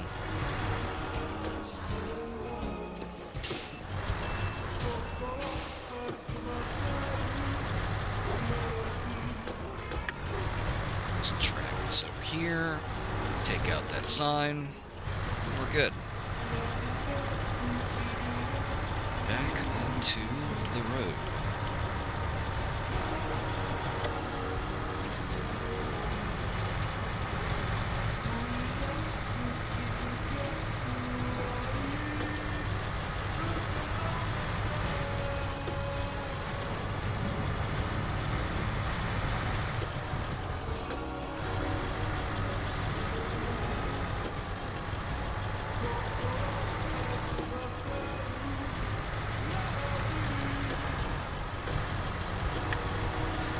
Now that we've got the roadblocks cleared and the wooden bridge built, we can actually get that fuel tank onto the factory too.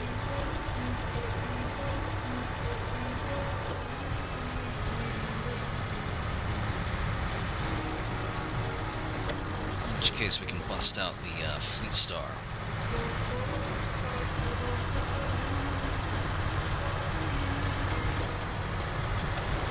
Fuck that one tree in particular.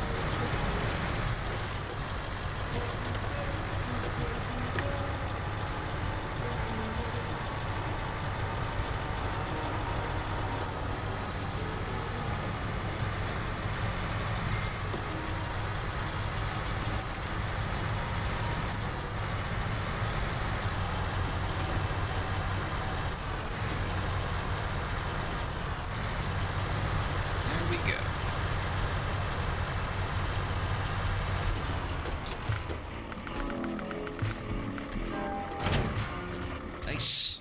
Easy 3,400. Do we need to? Probably not. But I like to keep the map clear. This will probably change on other maps where I don't have easy access to the trailer store.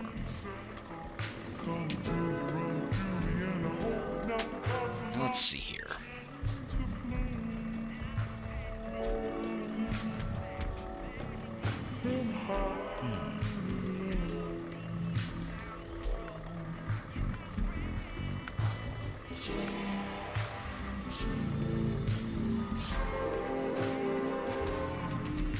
Still that. That's going over to the factory. And yeah, looks like with the bridge, the rock slide cleared. I bet we could bring out the Fleet Star and just bring this all the way over. That said, something I want to do.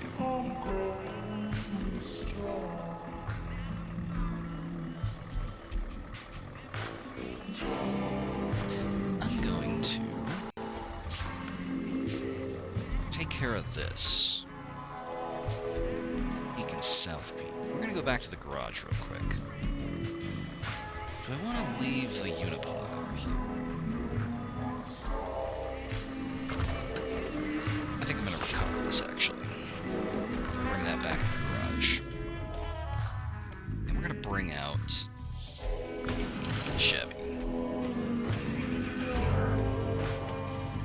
Now, I'm gonna go ahead and do the South Peak first.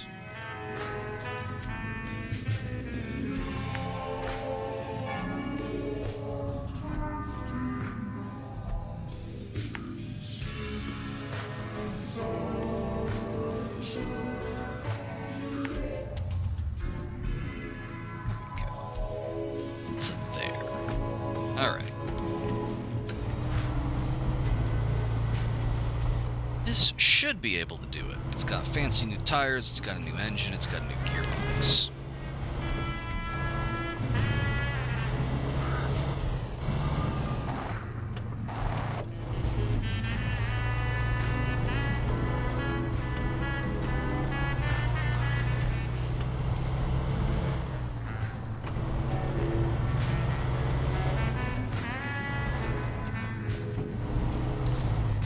That way. Oh, hello, Mo. How you doing?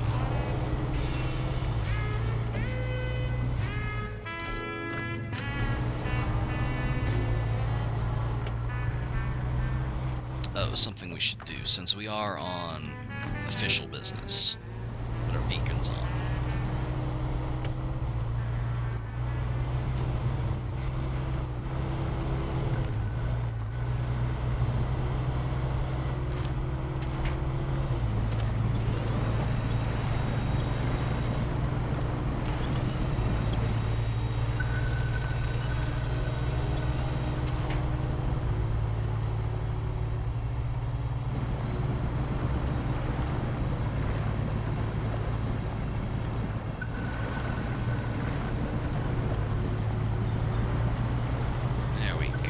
Nice and easy.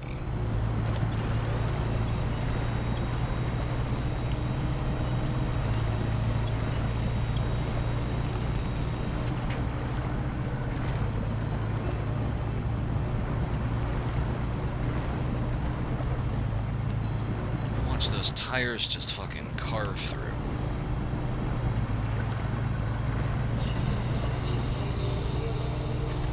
Beautiful.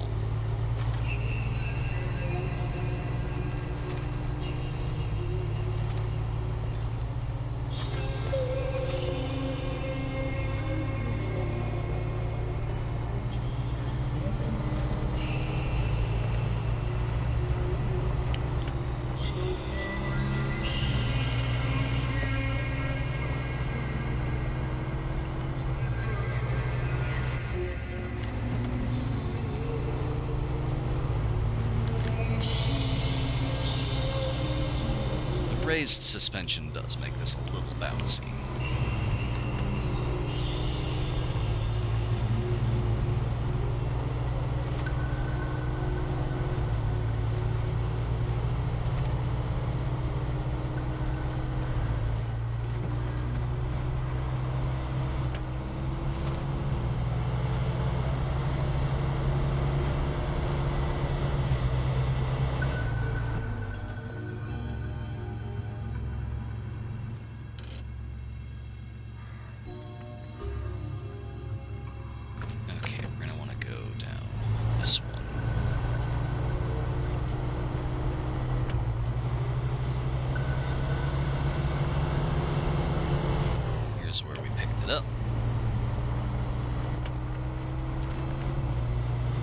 Where we'll be going.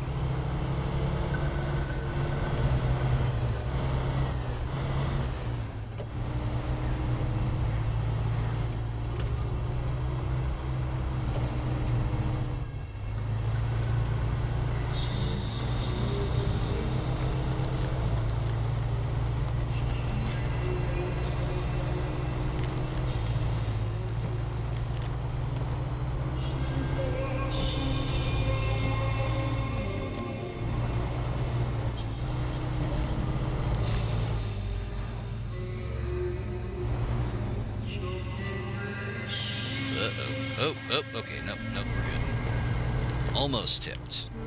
Almost. Okay, now we are actually about to tip. Hang on.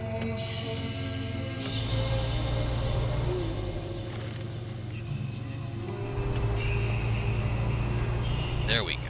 Much better.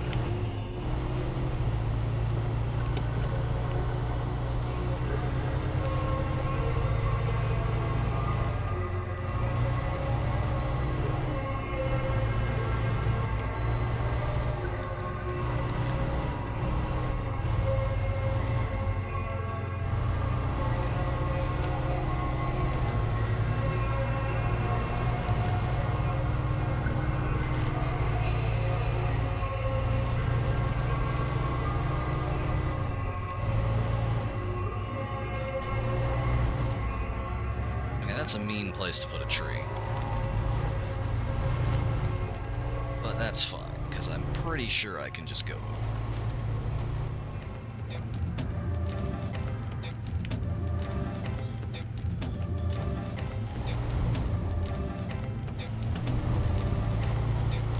There we go. Fuck that one tree in particular.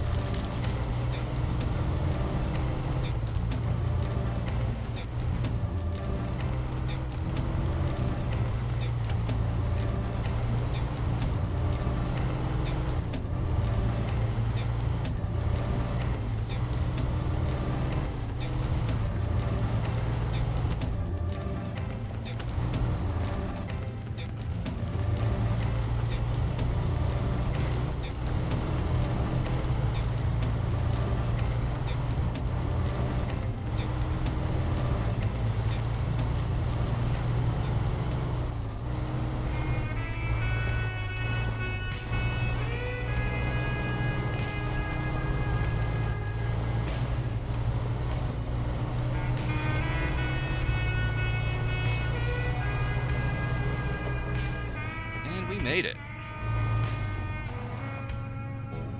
And we destroyed the picnic table, but that's fine. Somebody will fix that.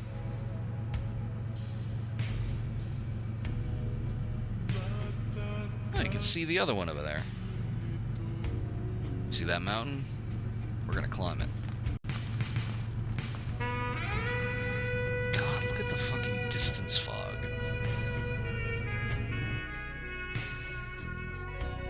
Foot of it.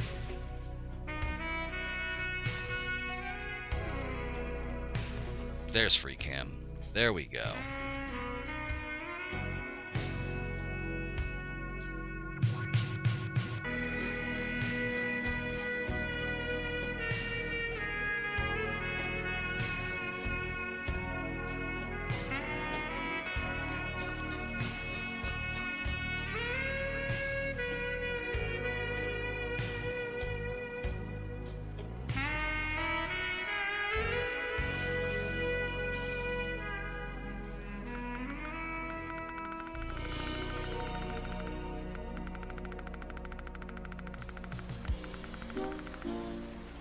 Any of these settings do.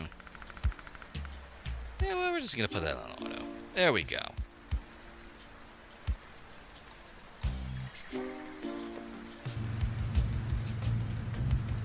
Okay, now how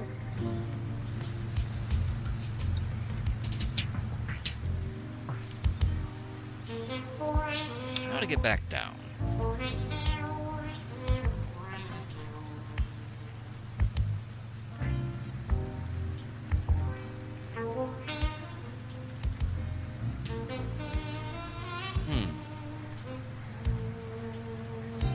North Peak's right over here.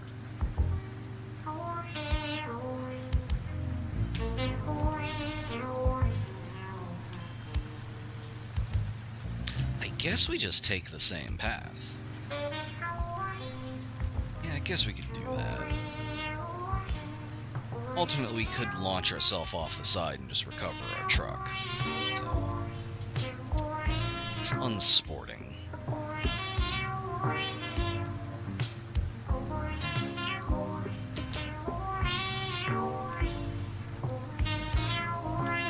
Let's head back down.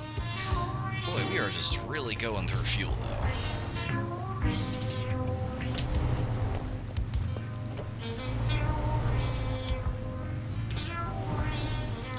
one of the upgraded engines for this thing, and one of the things it specifically says is bring extra fuel.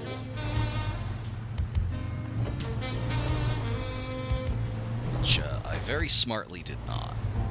I didn't bring an extra engine either, so we're having some difficulties there.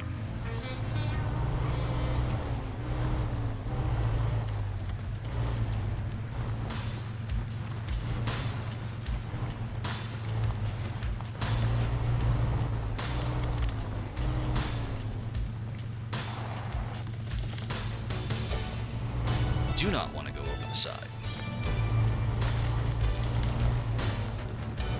I mean, I bet it would be really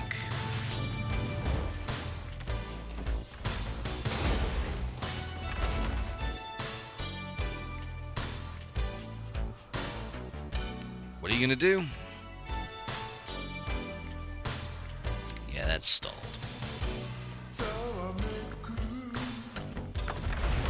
Hope you saved your game. 'Cause you're dead. I think I broke something. Oops. We're just shooting dirt out. It doesn't seem intended.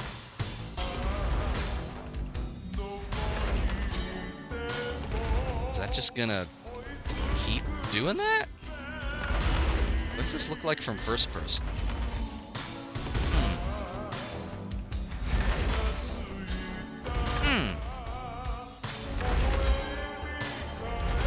Yeah, that doesn't seem correct. Hang on. Oh, I can stick my head out.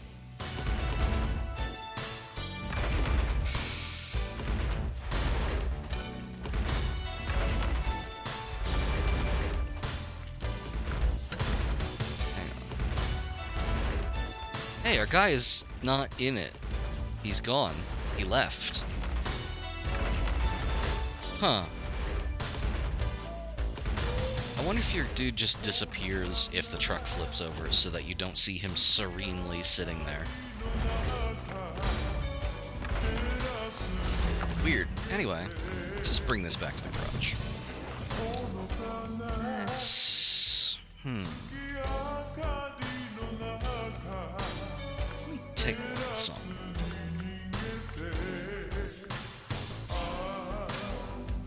I got one of these earlier for free, thus unlocking it. I ended up selling it because it didn't really seem like my style, but let's take a look at it.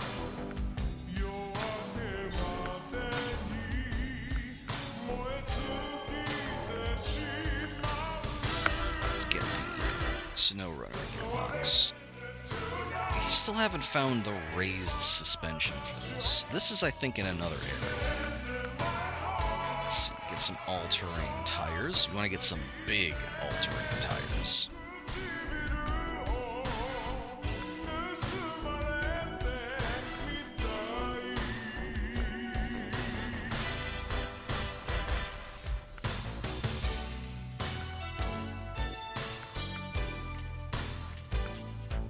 Off-road, good, average.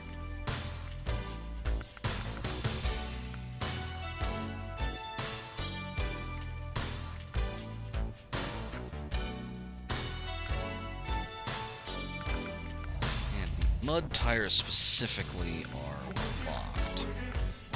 So I'm gonna go for the 35 inches OS1. It has excellent off-road performance and good mud performance.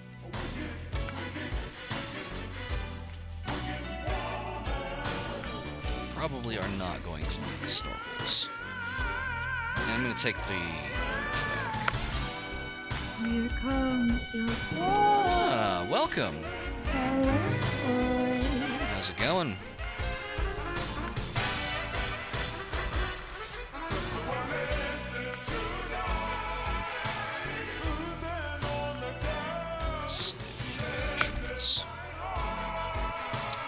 Ah, sounds fun.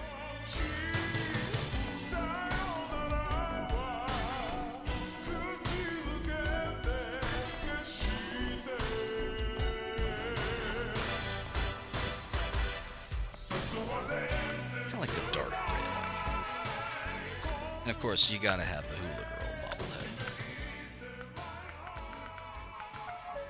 bobblehead. And the Weed Leaf.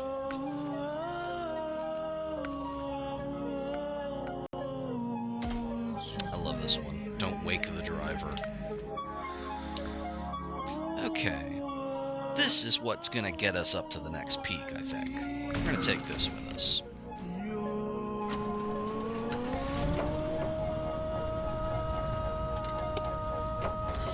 There we go.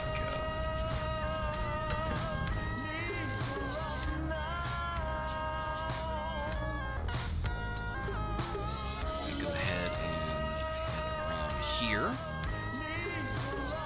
Get back onto the path, and then we're gonna follow our original route over here to the North Peak.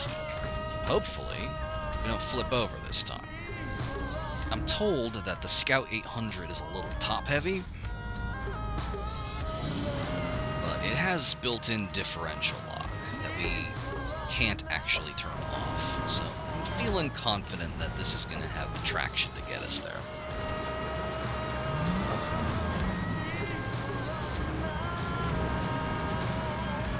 We did some tasks and deliveries earlier using a different vehicle than these, which you'll see again in a bit.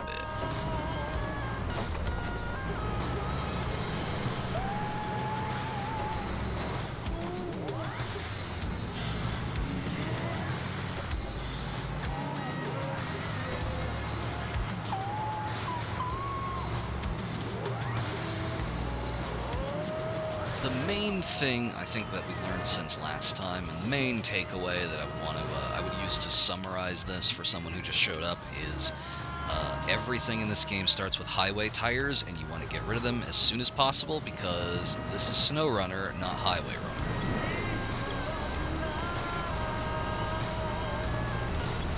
It is an absolute night and day difference between highway tires and off-road tires. Like, look at this. These are off-road tires right here. I don't even have to use the winch, we're just going right through.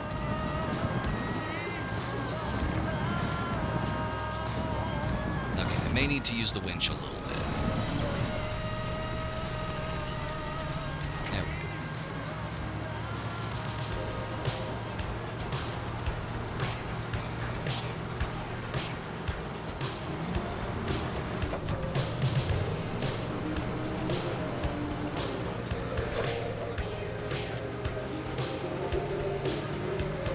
Some extra traction heading up this thing.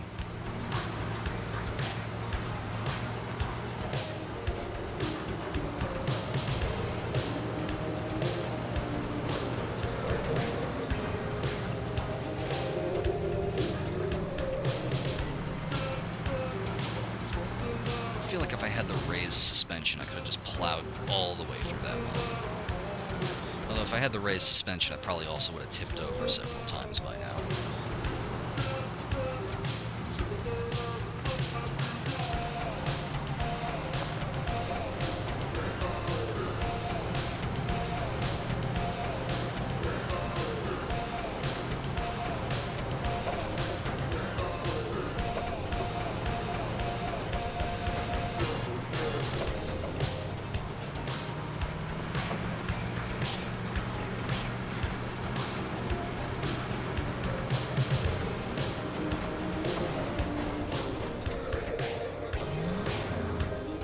That's fine.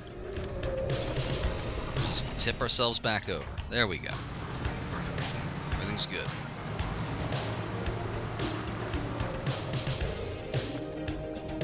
Let's keep going down this road.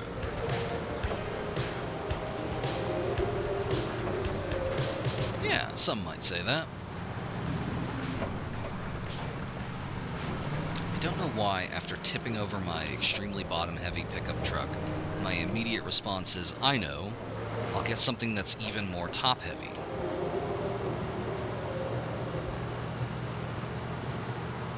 But that's what we're doing.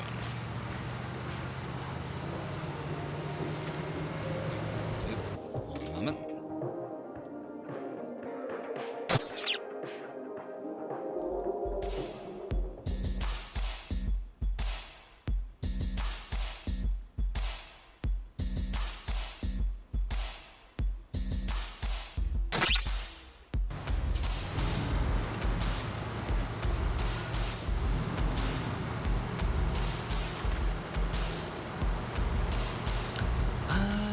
good question, actually. I don't...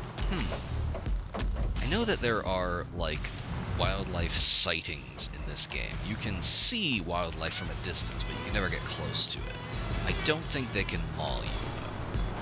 But that's perfectly fine, because,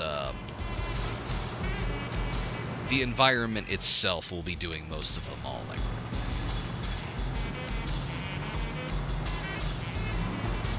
Yeah, having keybinds set up on this thing is extremely helpful. I can literally just, like... I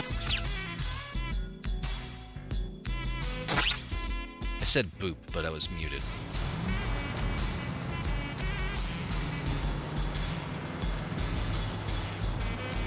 Oh, and similarly, I can also...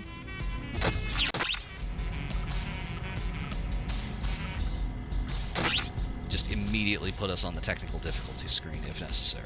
It is very helpful. I really love this new overlay. It is just a lot of very fun stuff I can toggle on and off.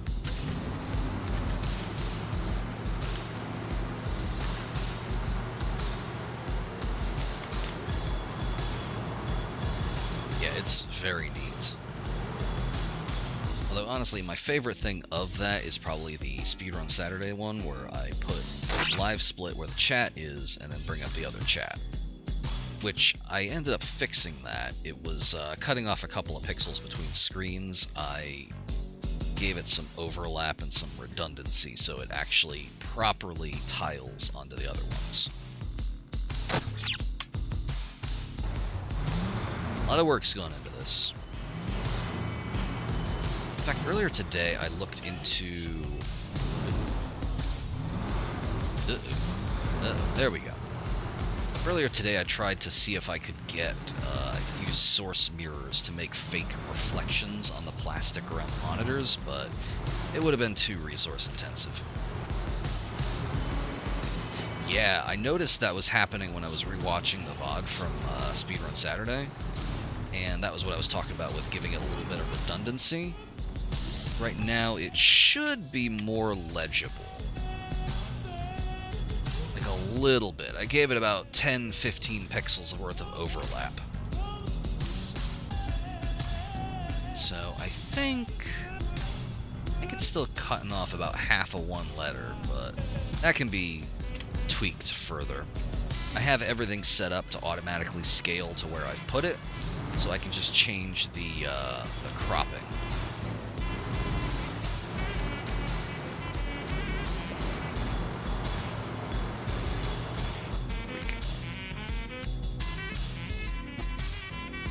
Basically just keep going this way.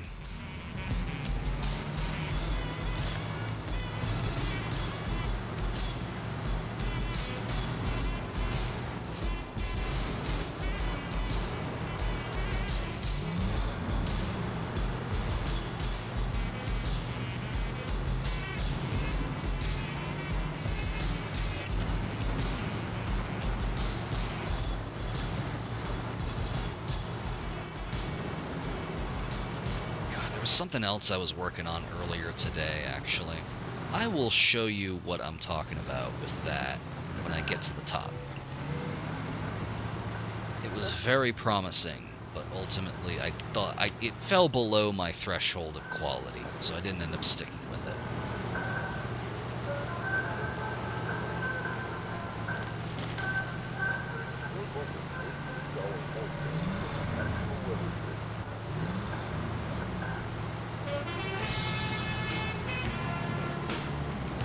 There we are. We've made it to the top. Now, ain't that pretty? Not an easy climb, but well worth it.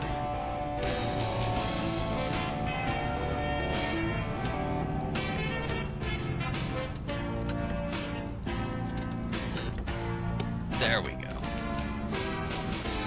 Yeah, you can see pretty much the whole map from up here. Nice. Anywho. Let's see here. Studio mode. Hop on over here. And keep an eye on the camera up there. The regional forecast.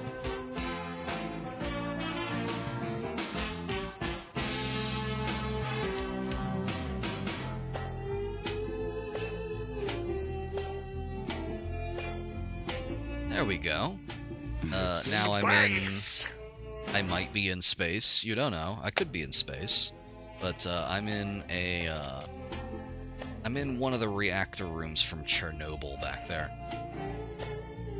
Anyway, I found a much better plugin to do automatic background removal. The problem is, it doesn't react well to hands, which is not ideal because, you know, I taco with my hands a lot. I did that expression. Oh, there we go. You know, I gotta talk with my hands. It's unacceptable if they're cut off. And doesn't really work well during the day because I have a big fucking window behind me, and it makes a big halo around me. It looks like I'm more radioactive than I would like to come across. Yeah, see, there you go, exactly. But I don't know. It's better than the other one I tried to use, especially because it's actually really resource light. I think it only uses about 3% GPU, which is shocking. The other one ate up like 30%, which is ridiculous. But it's not up to the level of quality I would like. It does look a lot better during the night, though. I would have to play with the color balance and everything, though. And in my opinion, it does rely a little too much on the obscuring of the VHS filter. For most of the other applications, yeah, if you look here, you can see the sort of haloing around me a little more easily. With my other sources, I mean, half of the appeal of this analog stuff is using filters to make them all look like shit, but the whole point of the camera is to actually be able to see me, so I'm gonna turn this back off.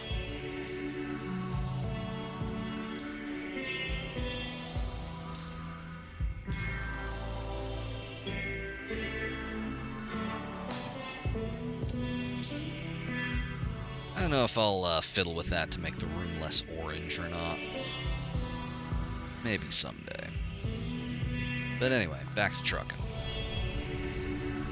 So we've gone and done the little side mission here to check out the peaks. Some good stuff there. But that's done, so I'm just going to hurl us off the side of this mountain.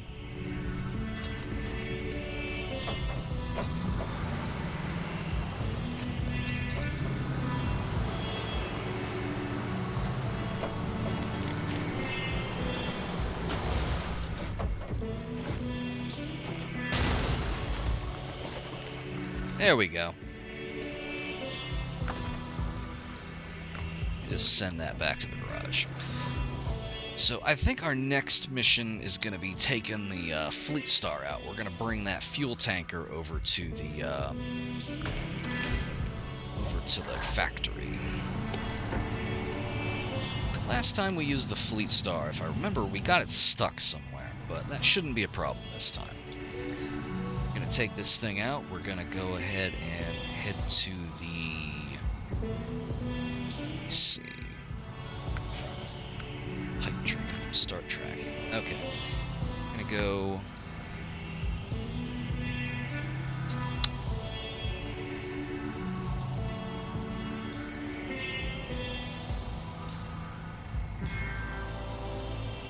don't like that shortcut. I don't think the Fleet Star would navigate it.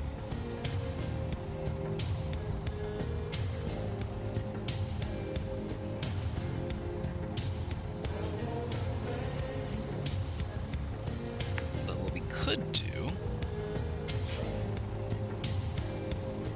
is cut through the farm.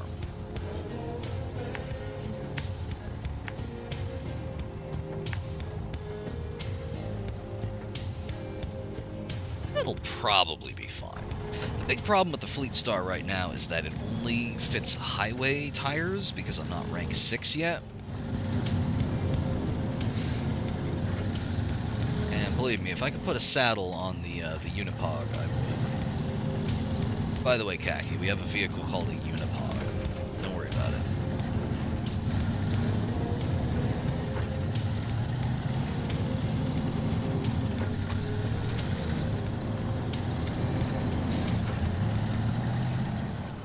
What the hell did I do with my fucking waypoints? Did I just prank myself?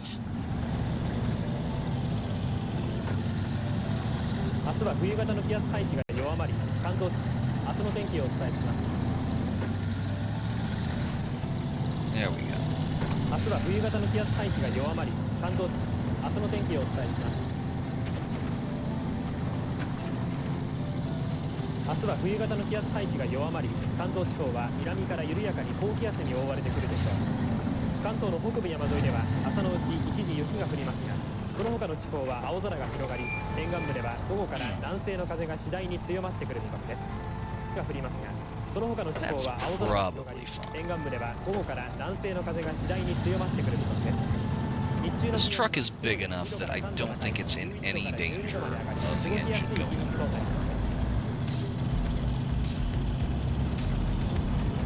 And it may not have off-road tires yet, but it still does have a significantly larger engine. So no matter what, I can still put some power through this thing. And it does have a winch. Okay.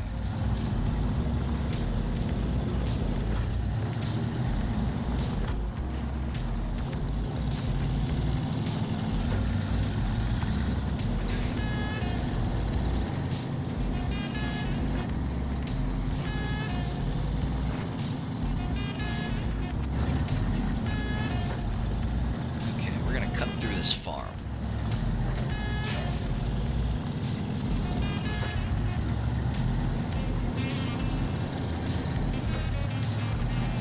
So interestingly, for being something that you basically get as part of like the anniversary DLC, the Fleet Star is actually considered one of the best trucks in the game.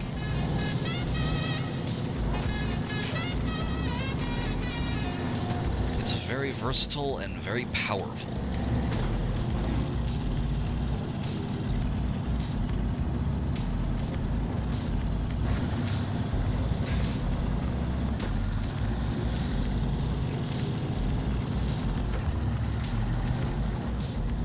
Is a better one that people recommend selling trucks to get early on, the Paystar. But the Paystar has a problem with flipping over, which is something that I don't need any help doing. So between that and the Fleet Star, I'm probably going to stick with this for now.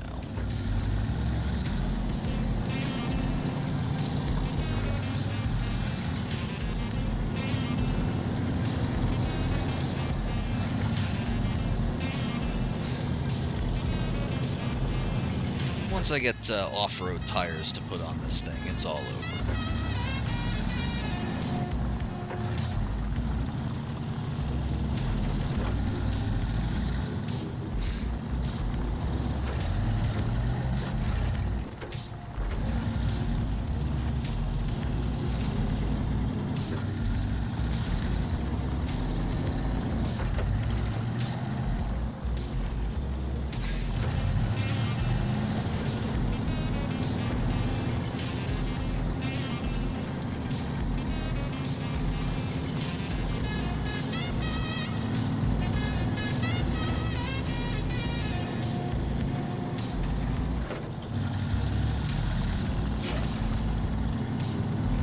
There we go. There's the trailer that we abandoned like several hours ago. Thankfully, nobody's come by and siphoned it.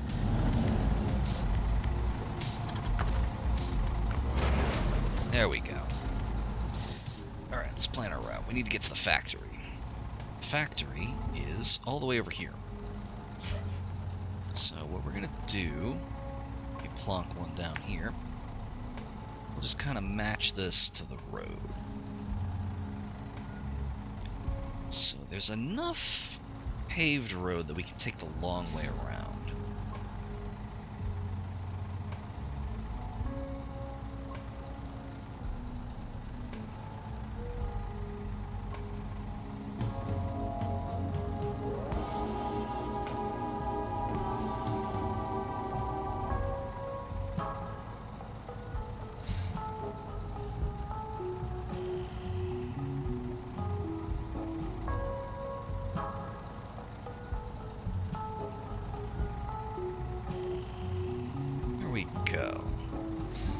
just follow this across here, through there. Then this one's gonna be interesting. This has the bricks that we need to bring over here. We've also got a cargo of bricks that I left over by the lumber. It would, I think, be easier for us to just go down here through the town and grab that extra brick trailer and then bring it back. Or I could park the Fleet Star over here and use the Unipog to tow the flatbed out. I think we could do that. Alternately, I could just send the Unipog up there to get that and just bring it there to the factory. Since it's not a saddle, we can put this on anything that can tow a trailer. So we don't necessarily need the Fleet Star for it.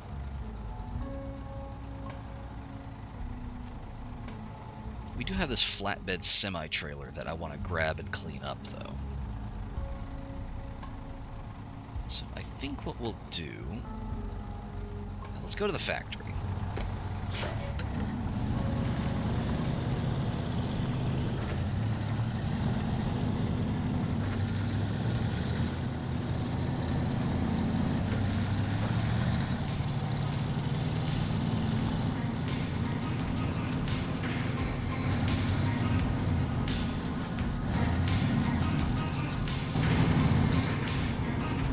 By the way, I put the curtain back.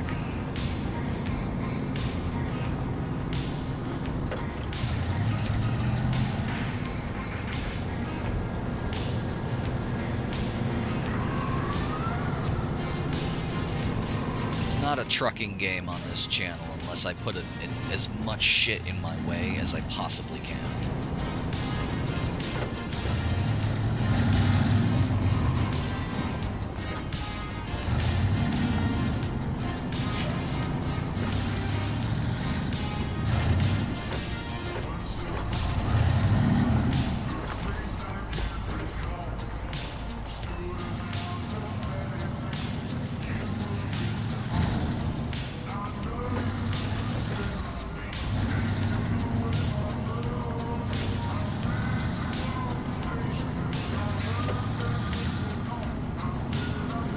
I wish American Trucks had little moving hands that would go around onto your various gears and whatnot. That would be a great addition.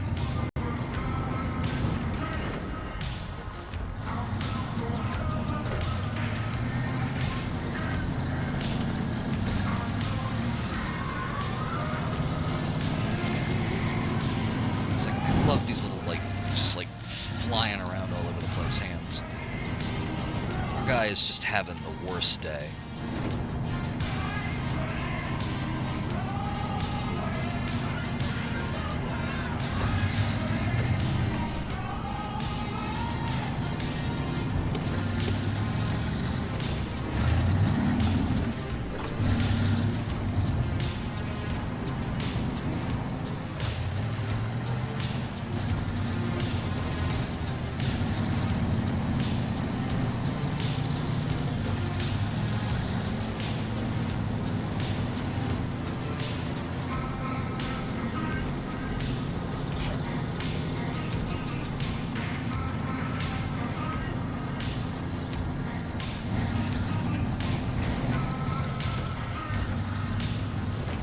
That's fine.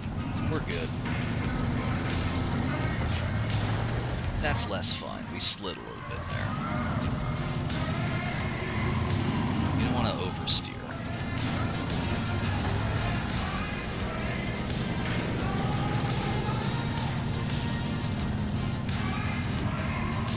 It's fine. We have 97 engine hit points left.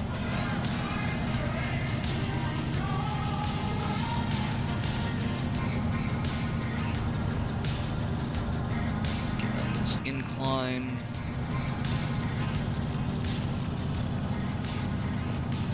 And we're good.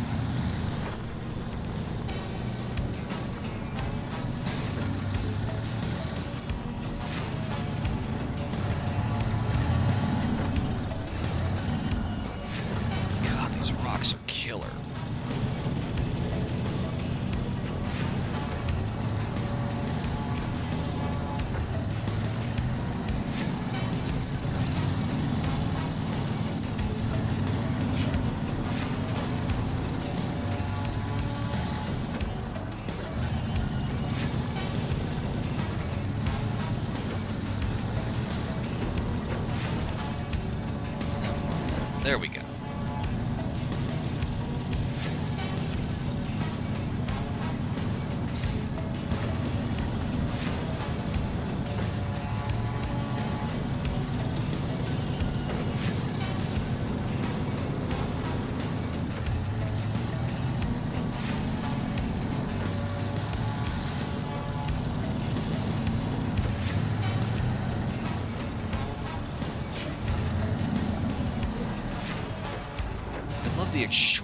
exaggerated shaking on the exhaust pipes.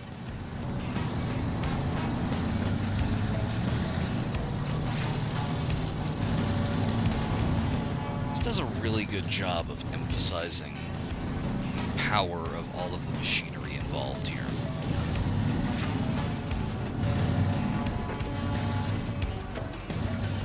It looks like we're here.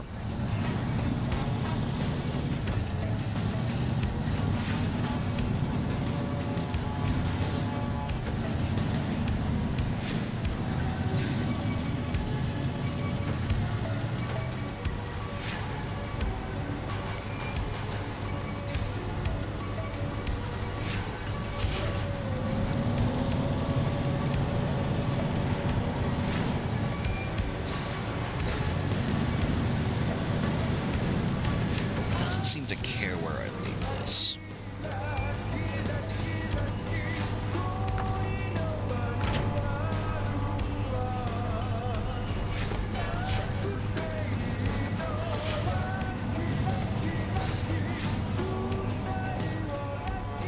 Seem to be stuck.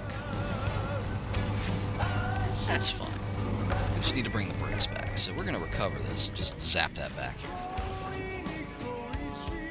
I think the next move is to get the brakes. To get that, bring out the MP500. Actually, hang on. I'm going to recover that and change out my loadout slightly. Instead of the cargo bed, what I'm going to do is I'm going to grab, let me see, this one, the Explorer tray. This one has some extra fuel. And we won't really need to be carrying anything with this, I don't think.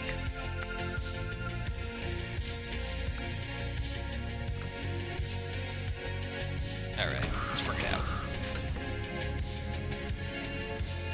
Now, my plan...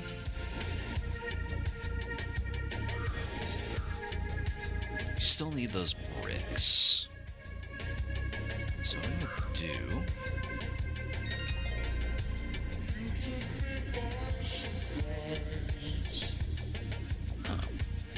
interesting.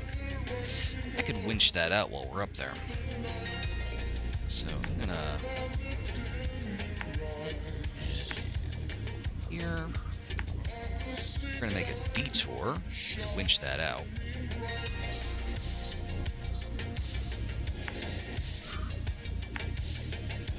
And we're gonna grab this watchtower on our way. Then back here and over here.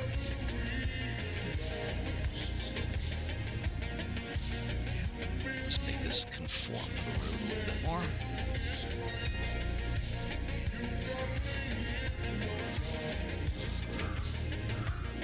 Then we'll sort of figure out what's going on here when we get there.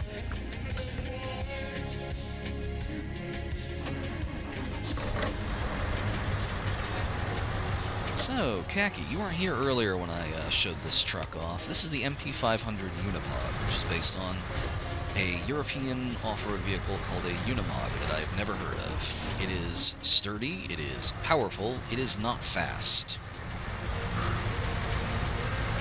It is also very customizable. You can load it up with all sorts of weird shit.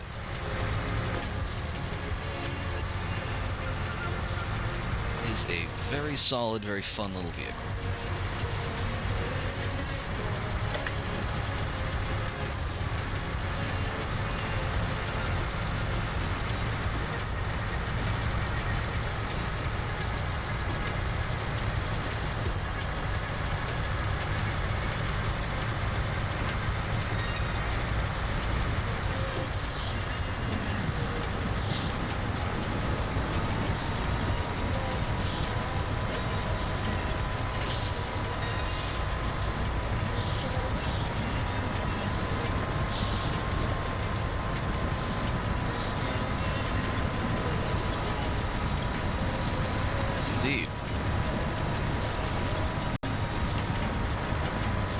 They put a lot of time, work, and attention into the engine noises because that is what you're going to be hearing for most of the game.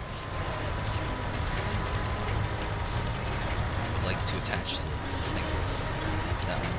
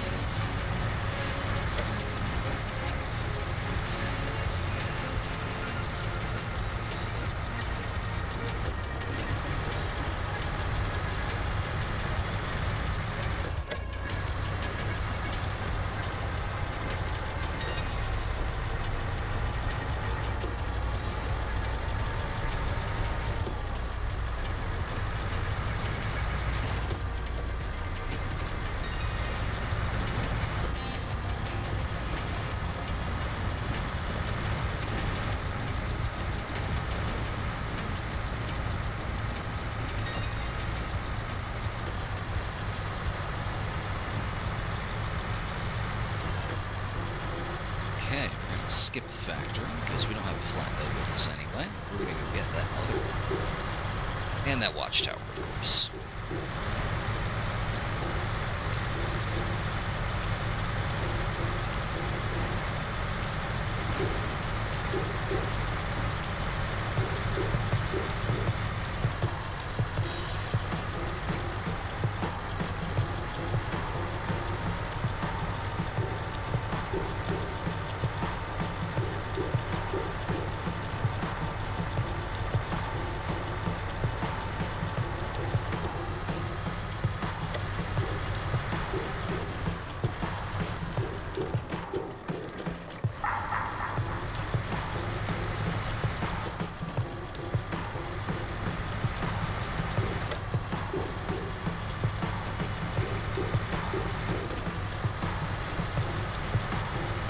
Back into the swamps.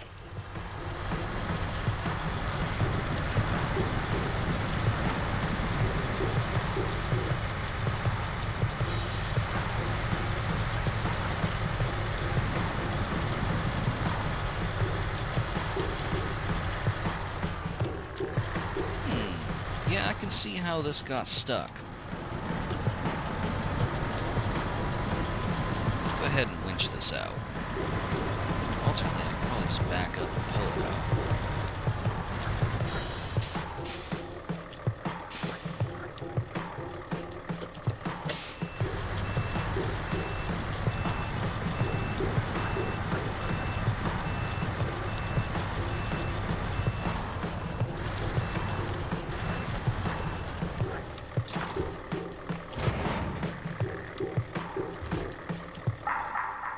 Let's see.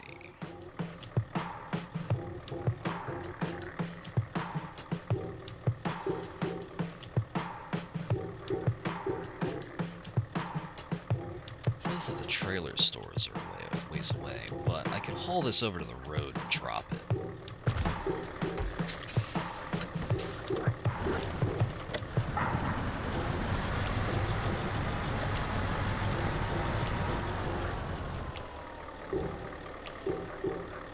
Hey, wait a second.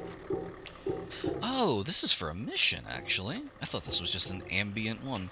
It's the missing oil tank that they want over at the fuel station.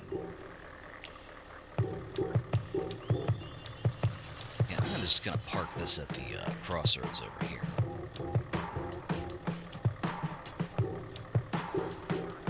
Let's park it off-road right about there, and then when we're done with that, we can bring that down to the fuel station.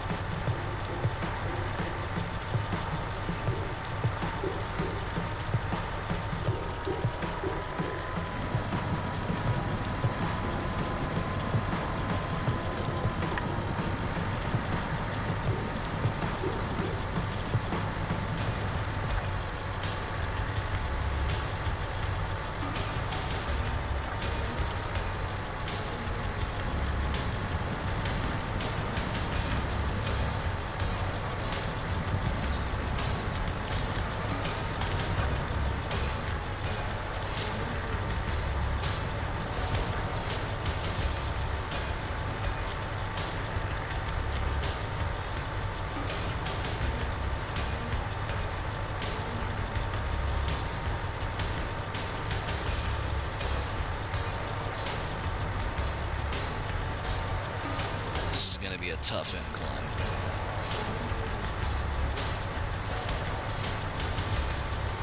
For a second, I was worried that it was going to tip over. Still could. Okay, there we go.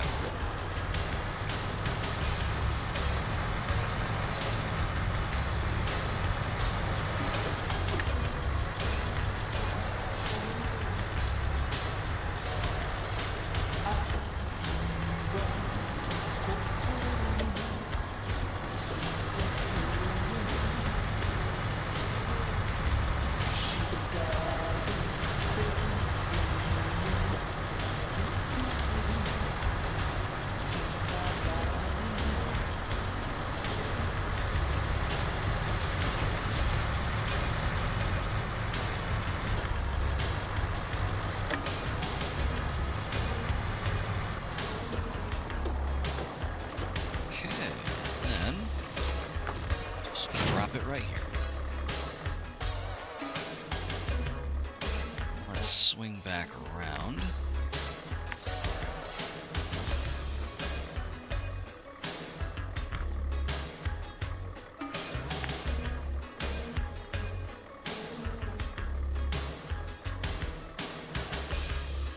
Alrighty.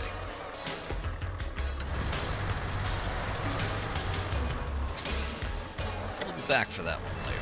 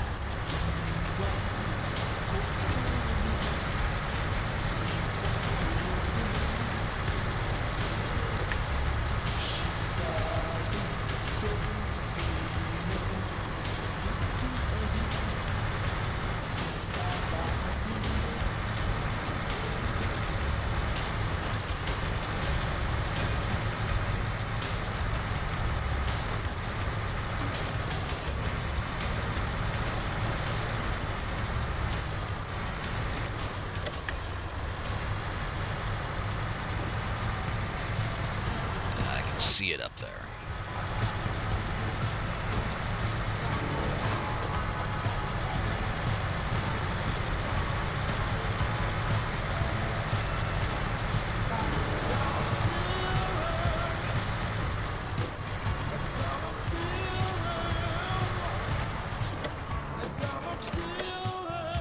Let's see.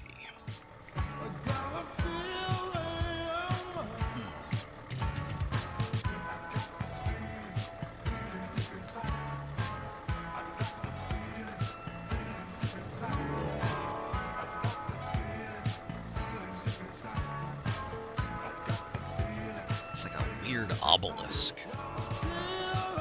Wonder what that is. So let's see. What we're gonna do is go up there, follow this path to go up into the mountain.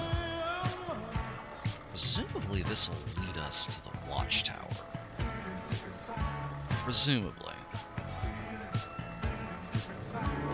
Actually, I'm gonna leave that one up in the air because there might be a path through to the other side here. And if there is, then we can probably just get to the scout flatbed without even bothering with that one. Let's see what happens.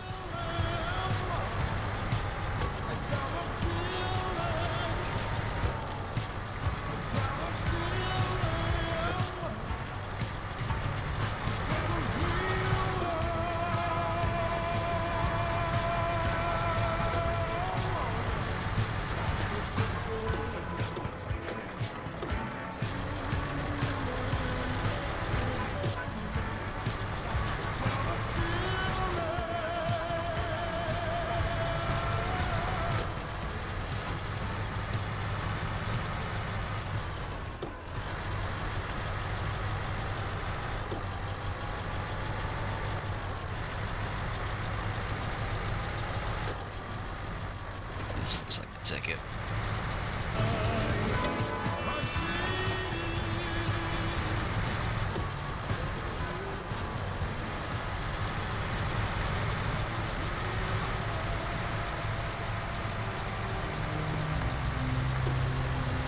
Right, nice.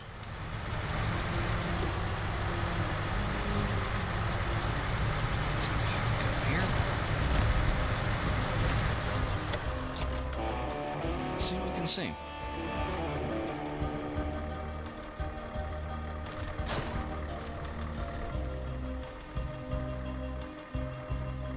I see the cult over there wants meteorology data.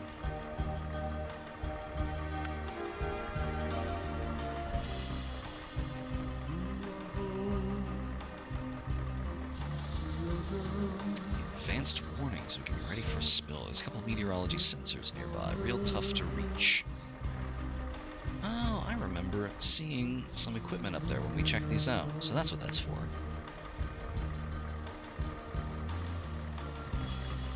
These are basically time trials. going from spot to spot without recovering, changing trucks, or going to the garage.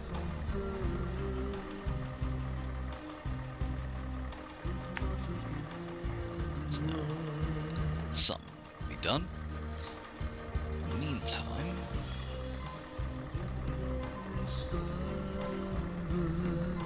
it looks like this does actually go to the other side. So we go here, there. I'm gonna grab the scout flatbed.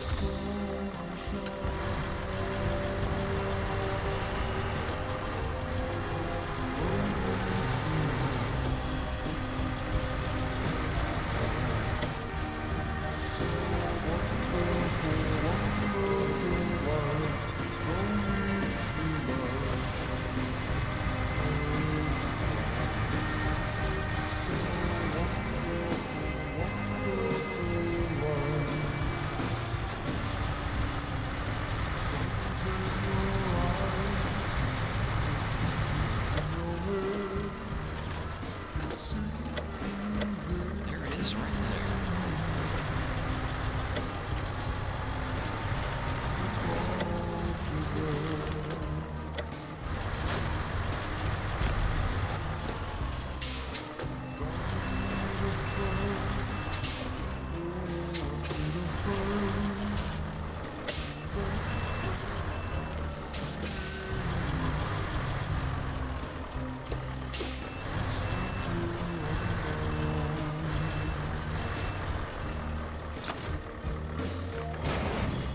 Okay.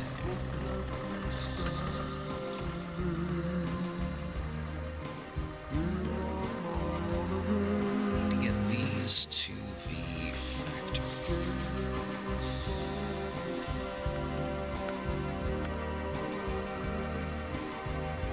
Which is not far from here.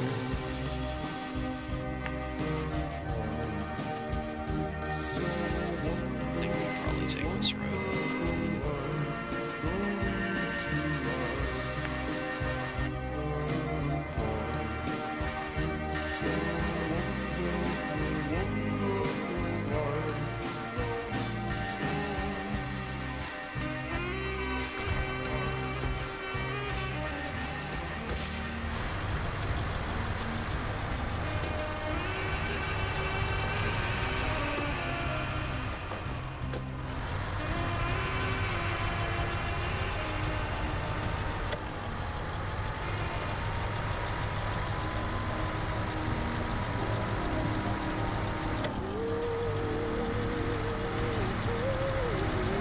I think the Scout flatbed still has highway tires. Just see them just sink right in. Yeah, that's not good.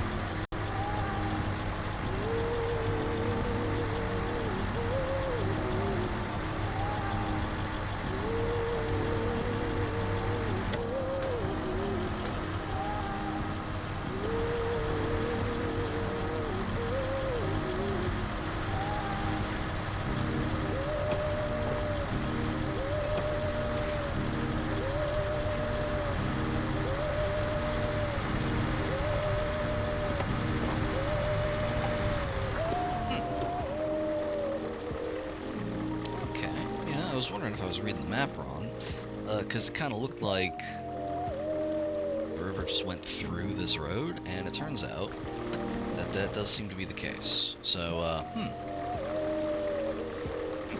think we can do it. We just need to be very careful and slow. Slow is smooth, smooth is fast.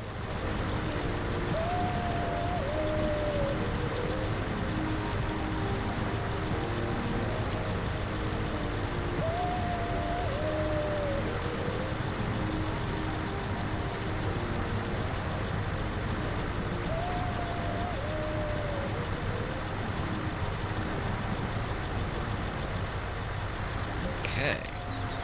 Perfect.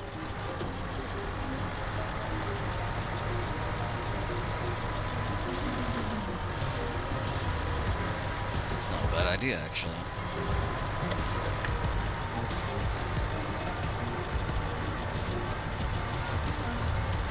The horn otherwise doesn't get much play. Oh, absolutely. I honked so loud that those seagulls vaporized.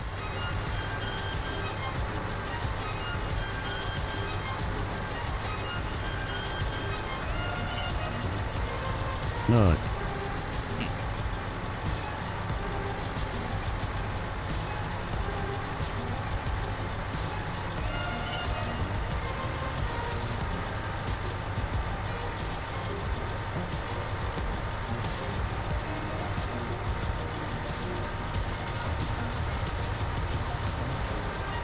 Let's see how the auto handles this.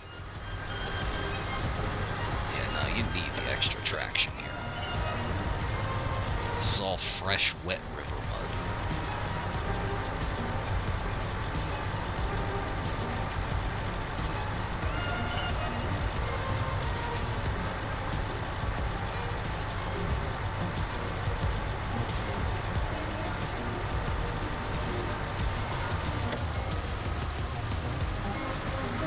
Oh, sexy doll.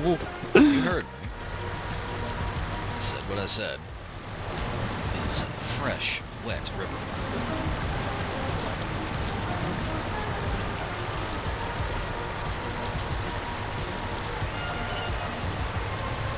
Come.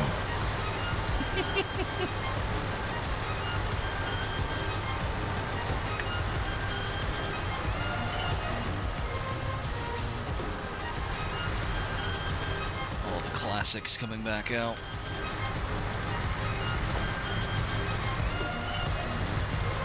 There we go. We are agonizingly close to where we need to be.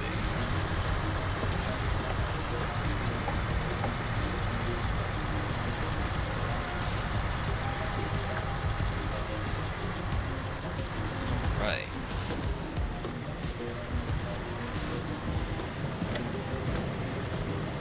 Let's drop off our cargo.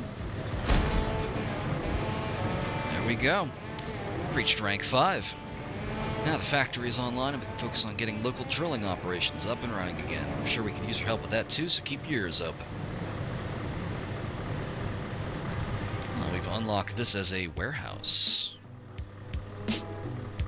Interesting. What can we get here?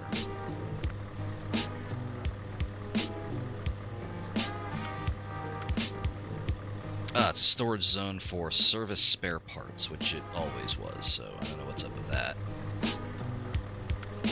Maybe this gains some new things? No, it's still just metal beams.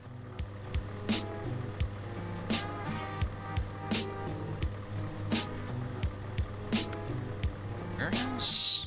No, that's still the same stuff.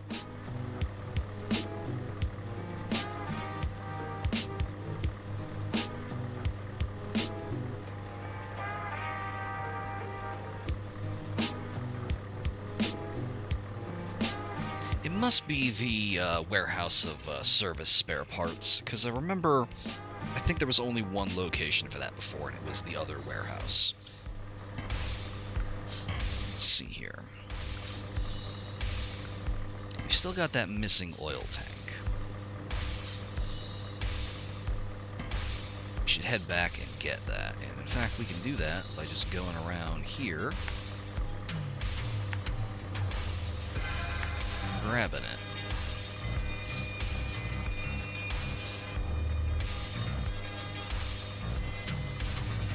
So let's do that.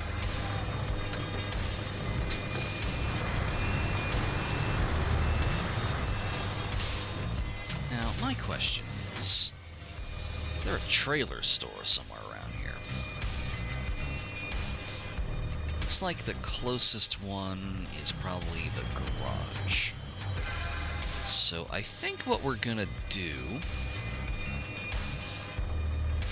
let's start tracking this, is we're gonna drag this scout trailer over to here. We're gonna swap it for the fuel carrier. We're gonna bring the fuel carrier to the fuel thing. Then we're gonna come back. We're gonna get the scout flatbed, and then we're gonna bring that to the trailer store.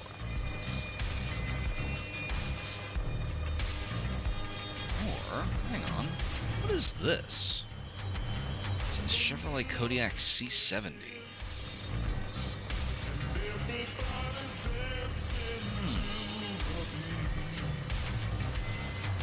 It seems to have a lot wrong with it. This is its own project, I think. I would need to, if I wanted to get this up and running in the field, I would need enough tires to get it up and running. I think the Kodiaq C70 has 6 tires, and I would need fuel and parts. There's some stuff we can put on the Unipog to bring out to it that will give us all of that stuff, but I would need to refit. I currently have, let's see,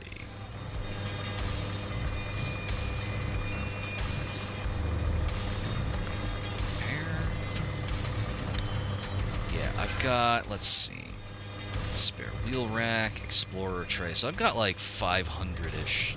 Oh, literally just does the math for you right there, 600. Yeah, we've got...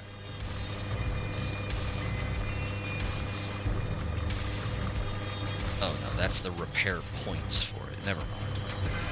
This is what I'm actually looking at. So we got like 100, 120, that's 220, plus 300, that's like 520-ish repair points.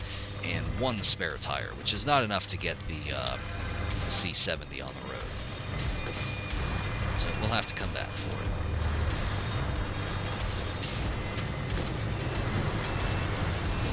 That will be its own recovery mission.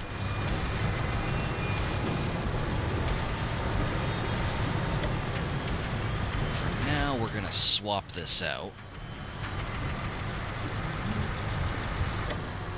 with the missing oil trail.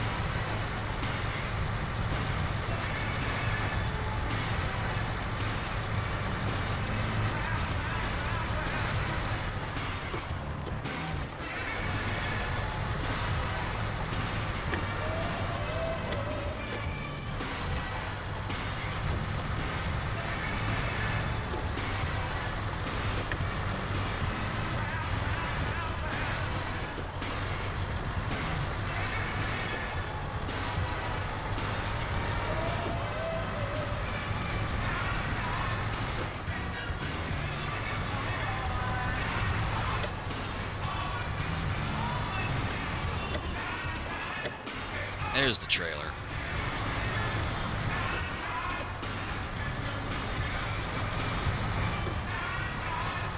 Alright, we're gonna park this right behind it.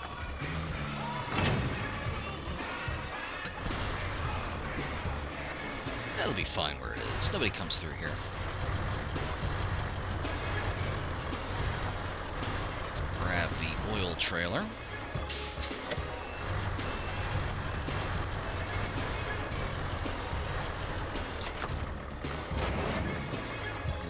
Go. Let's plot our route. We're bringing this back over to the fuel station. This is significantly heavier than most stuff that we bring using the POG, so we're going to want to stick on the main road. No shortcuts, I think. So we're going to go ahead and drop this here.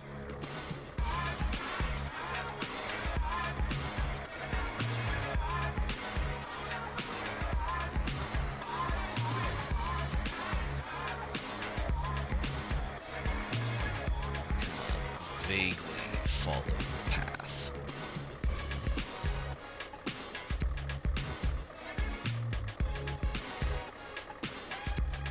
There we go. One of these days I'll remember to disengage the handbrake before it yells at me. One of these days.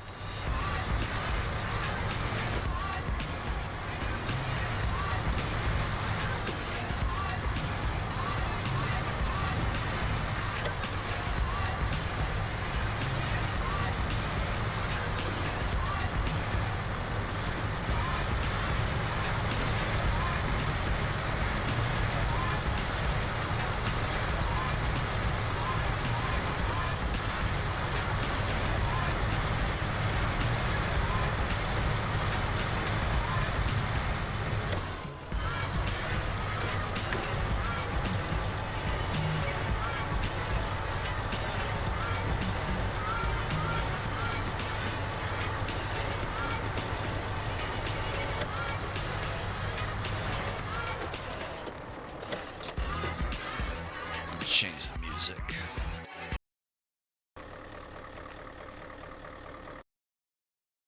Let's pop over to Vapor FM.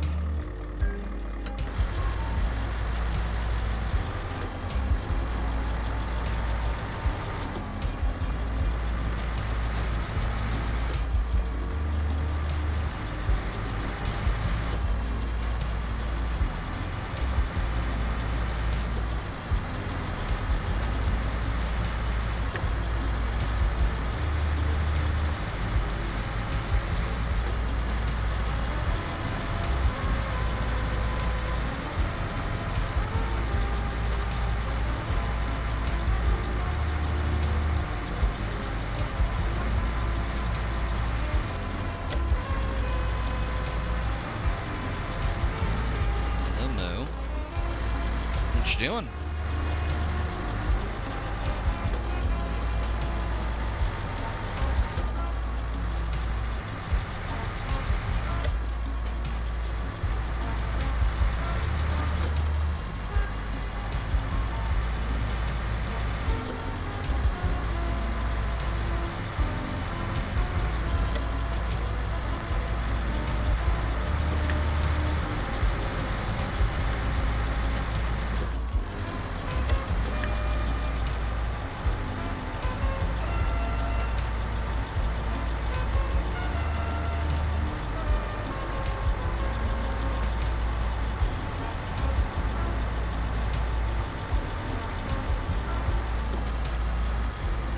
Genuinely feel like I could just do this all day. There's a zen-like quality to this. More so than Euro Truck, which I do love, but also tends to put me to sleep after a couple hours. We will be getting back on that event, though. There's no way we can stay away from Euro Truck after getting that cool of a paint job.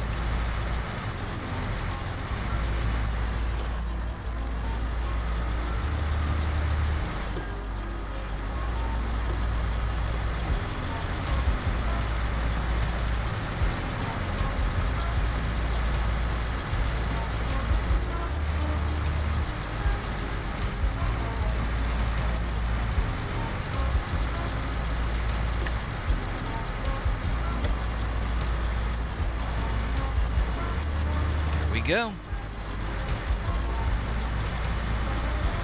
Let's bring this right through. Fuck that code. And it's done. Well, I'll be, you found it. It's gonna take a real roasting for losing that thing. Thanks, buddy. Here's a little something for your efforts.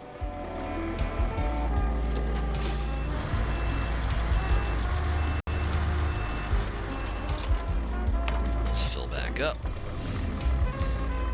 Let's see.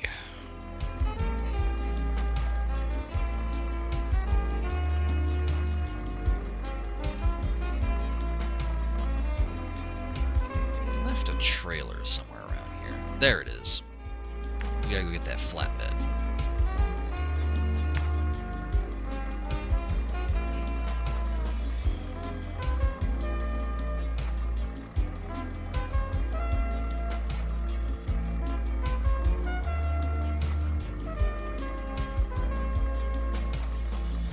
Okay, let's zoom on back.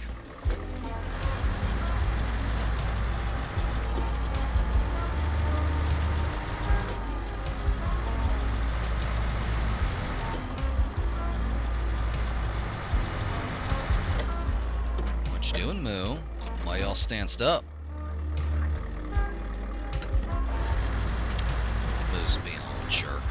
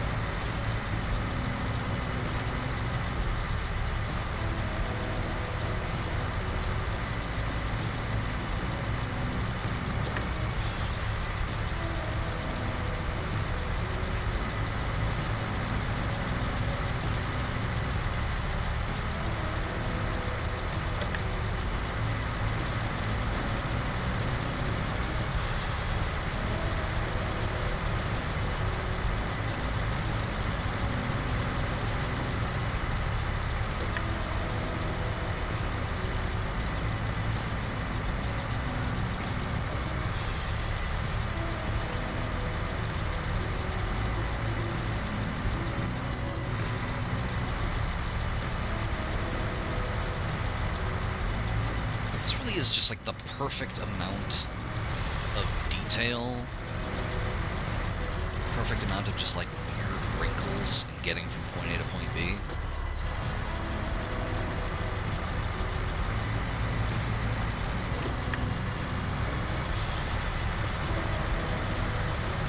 Really good scale for this map too. Places that are far away enough that it's a journey getting to them, but not so far away that you see something on the other side of the map and are like, I don't want to do that.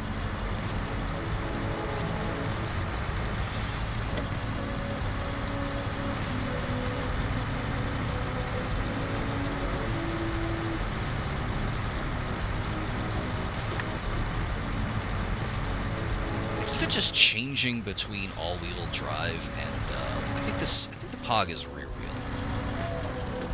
What the fuck am I talking about? The engine's in the front. It's front wheel. Anyway, even just swapping between all-wheel and front wheel, depending on terrain factors, is very engrossing. Because if you don't do it right, you immediately know.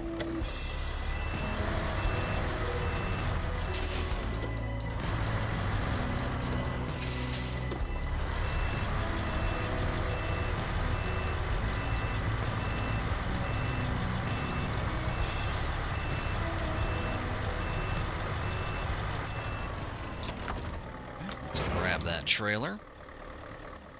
Let's see.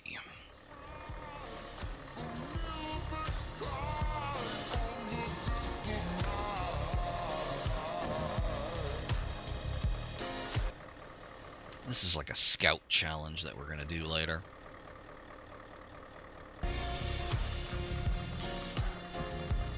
Vapor FM is lagging. Let me swap to something else.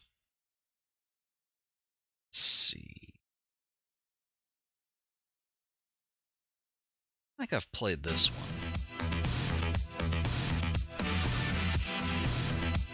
This is a news station. This is Vapor Waves over on Soma FM. Will this get us muted? I don't know.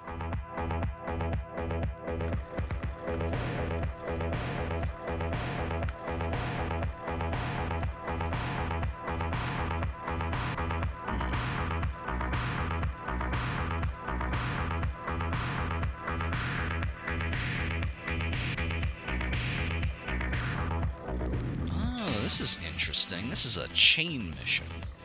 So these are like the main stories of the area here. We need to deliver some metal beams so they can make a new oil rig drill, and then deliver that and a construction rig to a drilling site, which is right here, which I imagine will be what develops this area further, because we got one bridge going in that'll make it a lot easier to bring stuff to it. Then we've got this just kind of like horrible swamp area here. We've also got a mission to deal with those as well. We can drain those. I'm thinking...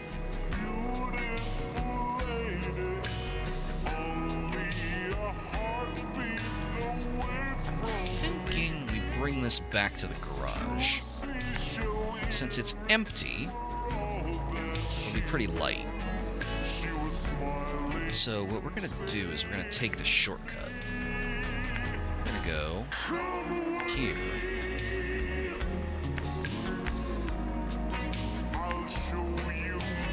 Cut across. And bring that to the trailer store.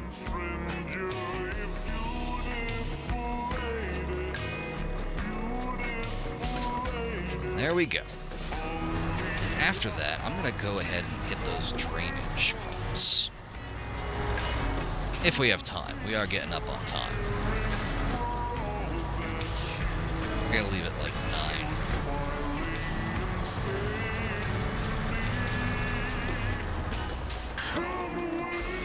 I'm going the wrong way.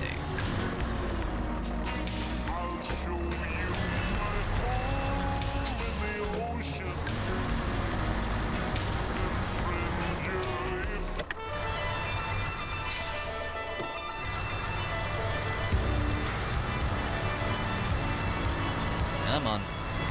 Come on. There we go.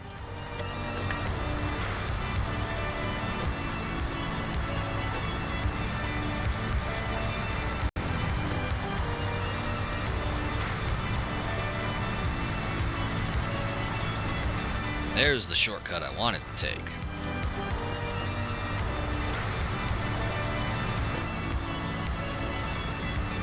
This won't take any time at all.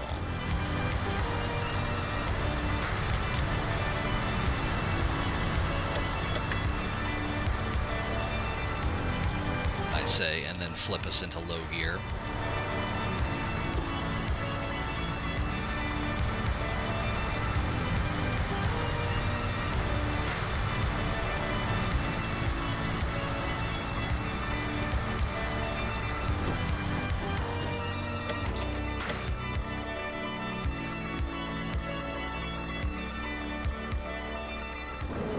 Well, hey, here's Trisha. Well, don't you remember this is where we hung out when we were waiting to play Dragon Slayer, or actually got through playing it. So you used to sit here and read this thing?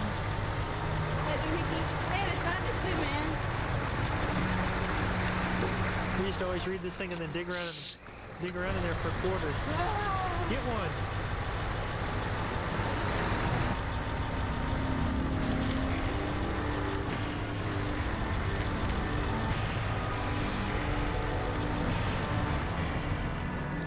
I think one of those tire tracks is when we went through here earlier during the day. And I think it's this one, because it is easier to just go across. Especially now that we're not dragging any weight. Well, we're only dragging some weight.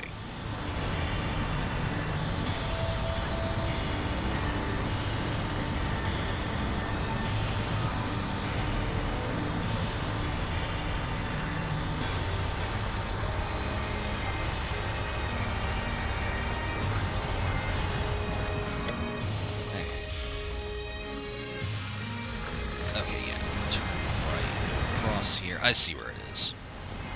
That's where the turn is.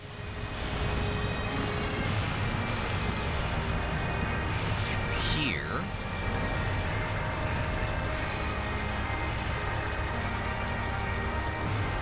Bring us back into auto.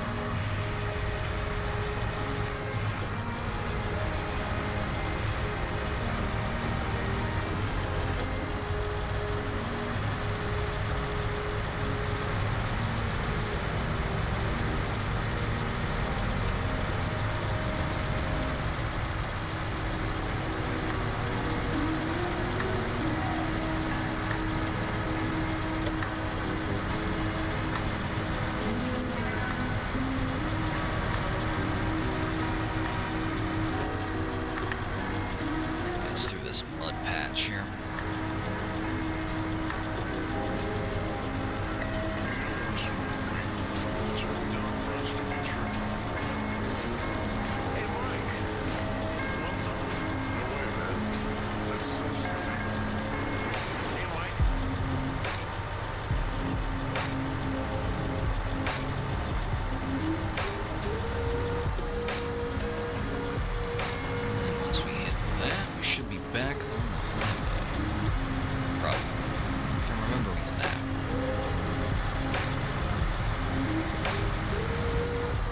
Not appear to be remembering the map. Nope, we just got more mud.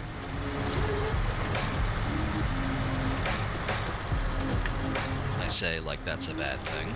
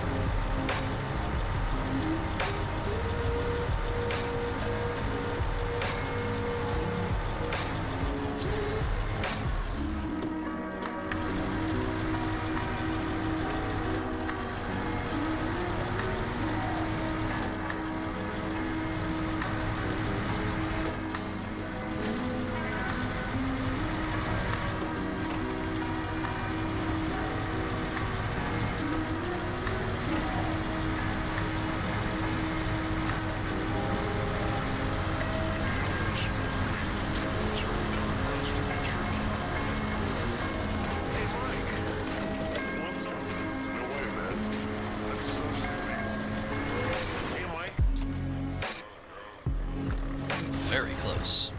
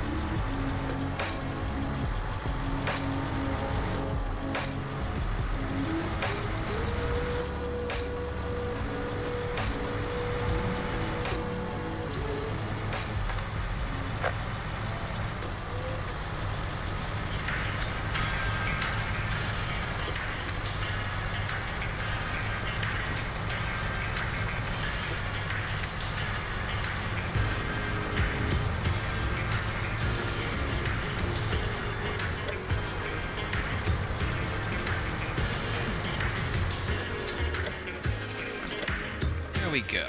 Scout flatbed, and we're good. Let's see. As mentioned, we are coming up on time. Something quick we can do.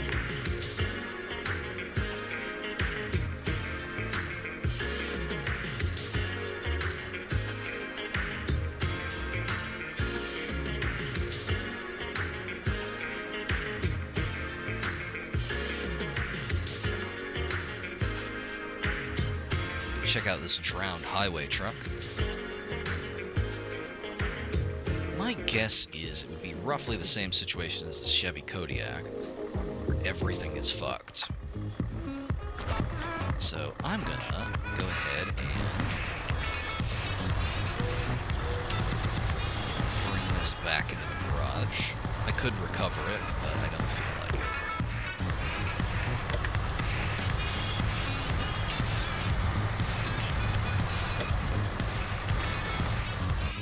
There we go. Let's have a look here. So we've got, let's see, spare wheel back, that's fine. Frame additions. It only has 2 spare wheels. It's got 4. That would give us 5 with the spare wheel there.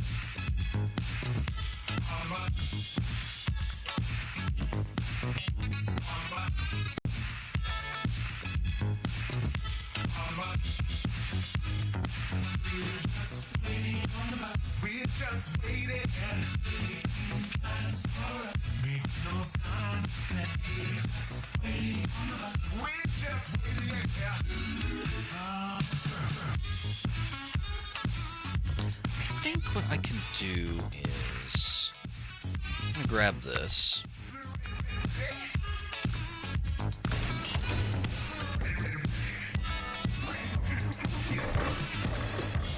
Head to the trailer store, and I think there's something I can get that has spare tires on it.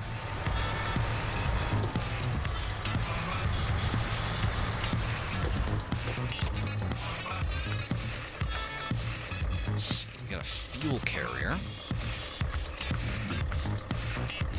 Generator. Off-road scout trailer.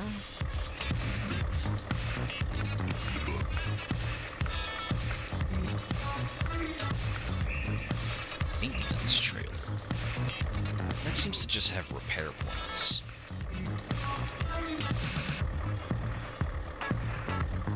Service trailer. Interesting. That has a lot of repair points in it. I'm just gonna go see what this gets us. We've got 4 wheels, and we've got a decent amount of repair points. Technically 5, if we count the Pog's extra wheel. I think with 5 wheels, even we could get a 6-wheel thing running. So what I'm gonna do is I'm gonna head to the drowned highway truck.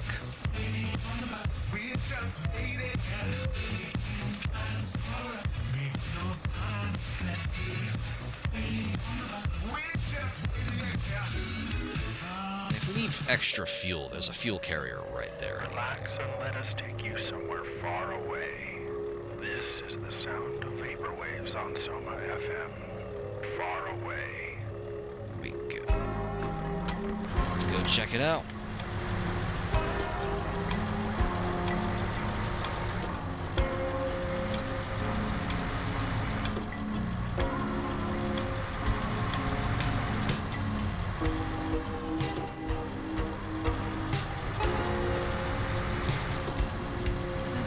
Regardless of whatever we have there, I think that'll probably be where we end it.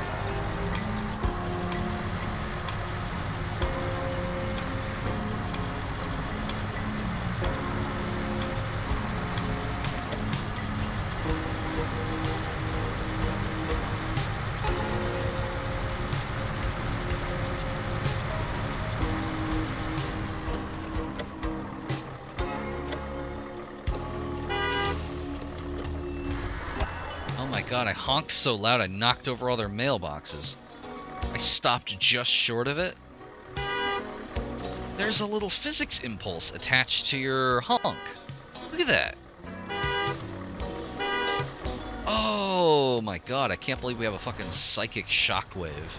That rules. This game's good. Oh, new trailer.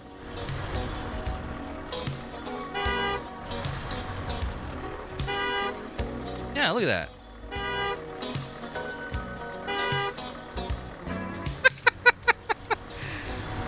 This game's good.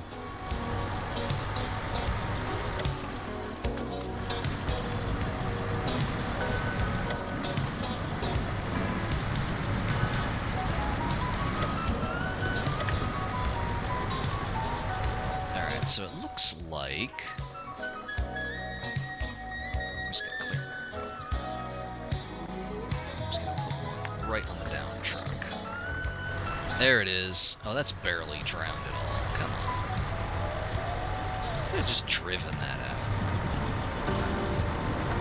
Although it is a highway truck, so maybe not.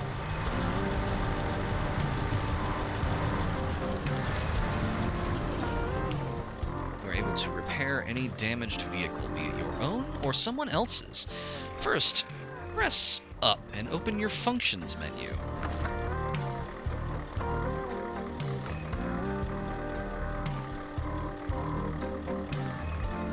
Interesting. It's going fantastic, actually. Yeah, we're not really in an area with a lot of snow. Right now it's mostly mud running. But we did a lot. We've been going for about almost 4 hours at this point. We have brought a lot of trailers across the map. We have dug a lot of stuff out of the mud. We're about to fix up this old truck here. Let's see. We're gonna fix up the engine. Tank. In fact, we're just gonna... let me see here. Fix up all of this. Yeah, looks like it's good now. So let's go ahead and refuel it. Huh. It's actually basically... yeah, there we go. That'll do it.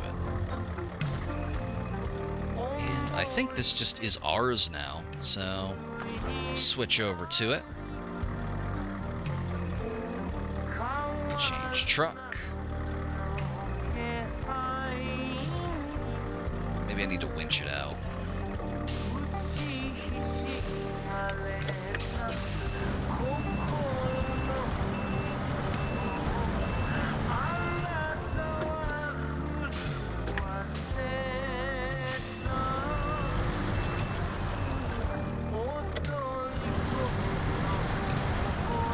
Show task.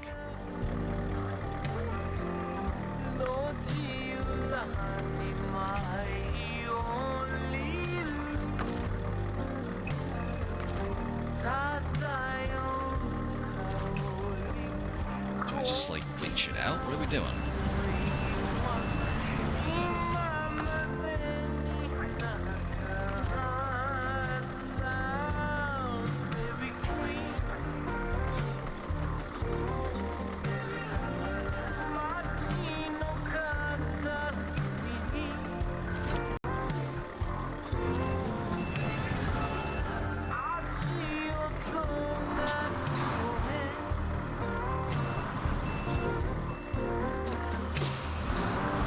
What?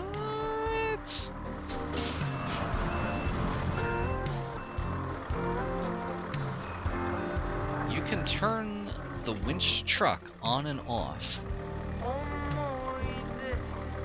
Who keeps the security deposit? That's interesting. Friday at 5.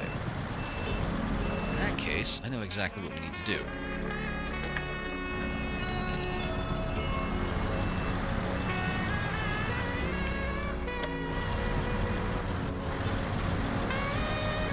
What we need to do is go back up to it, then attach the winch. We want to put that on the back.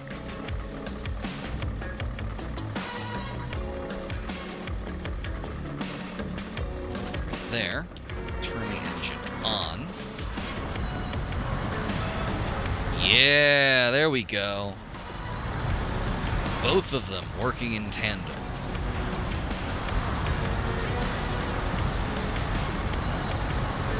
Just need to get it across this horrible field here.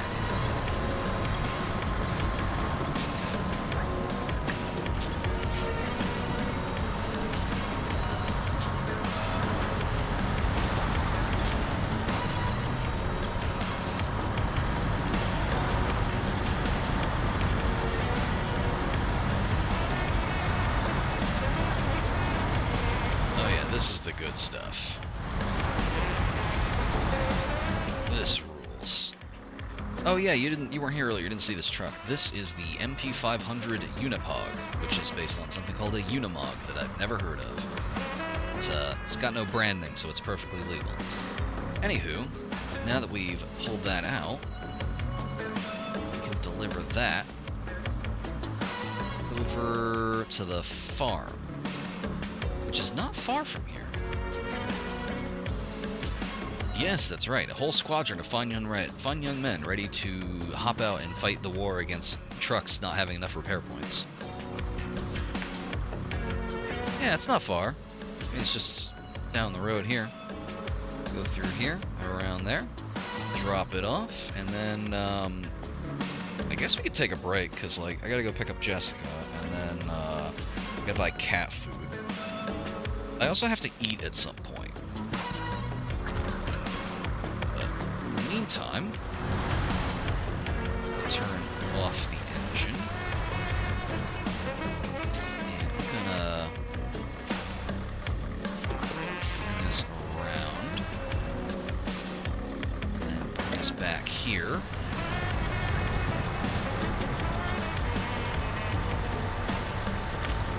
As I was mentioning earlier, it seems like 90% of what's really gotten us moving this time is just having good tires. I think that chatter that came in last time talked about that, where everything starts with highway tires.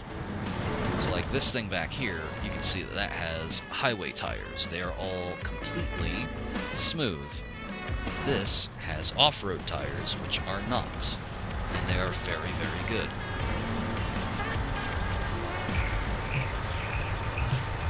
Okay, yeah, I'm just towing this thing. This rules.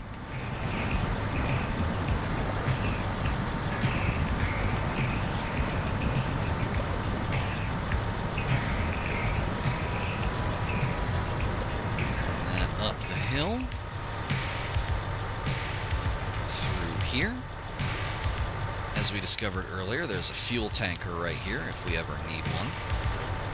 Or we can just bring it back to the trailer shop and sell it. Okay, let's head down the road. I really like this thing's interior, even though it doesn't have sticker slots. It looks very, very functional. And it has a little coffee thermos.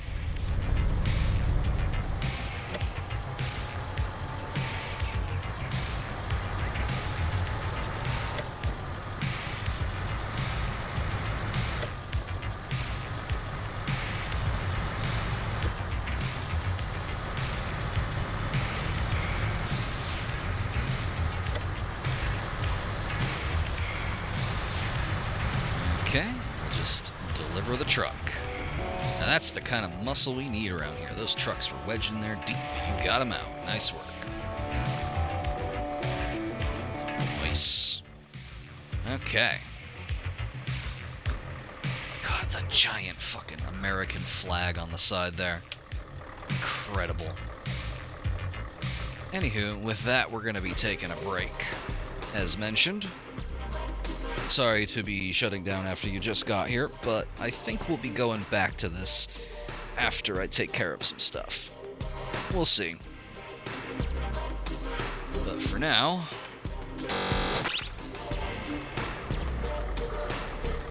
just roll the credits. Thanks for coming by, everyone.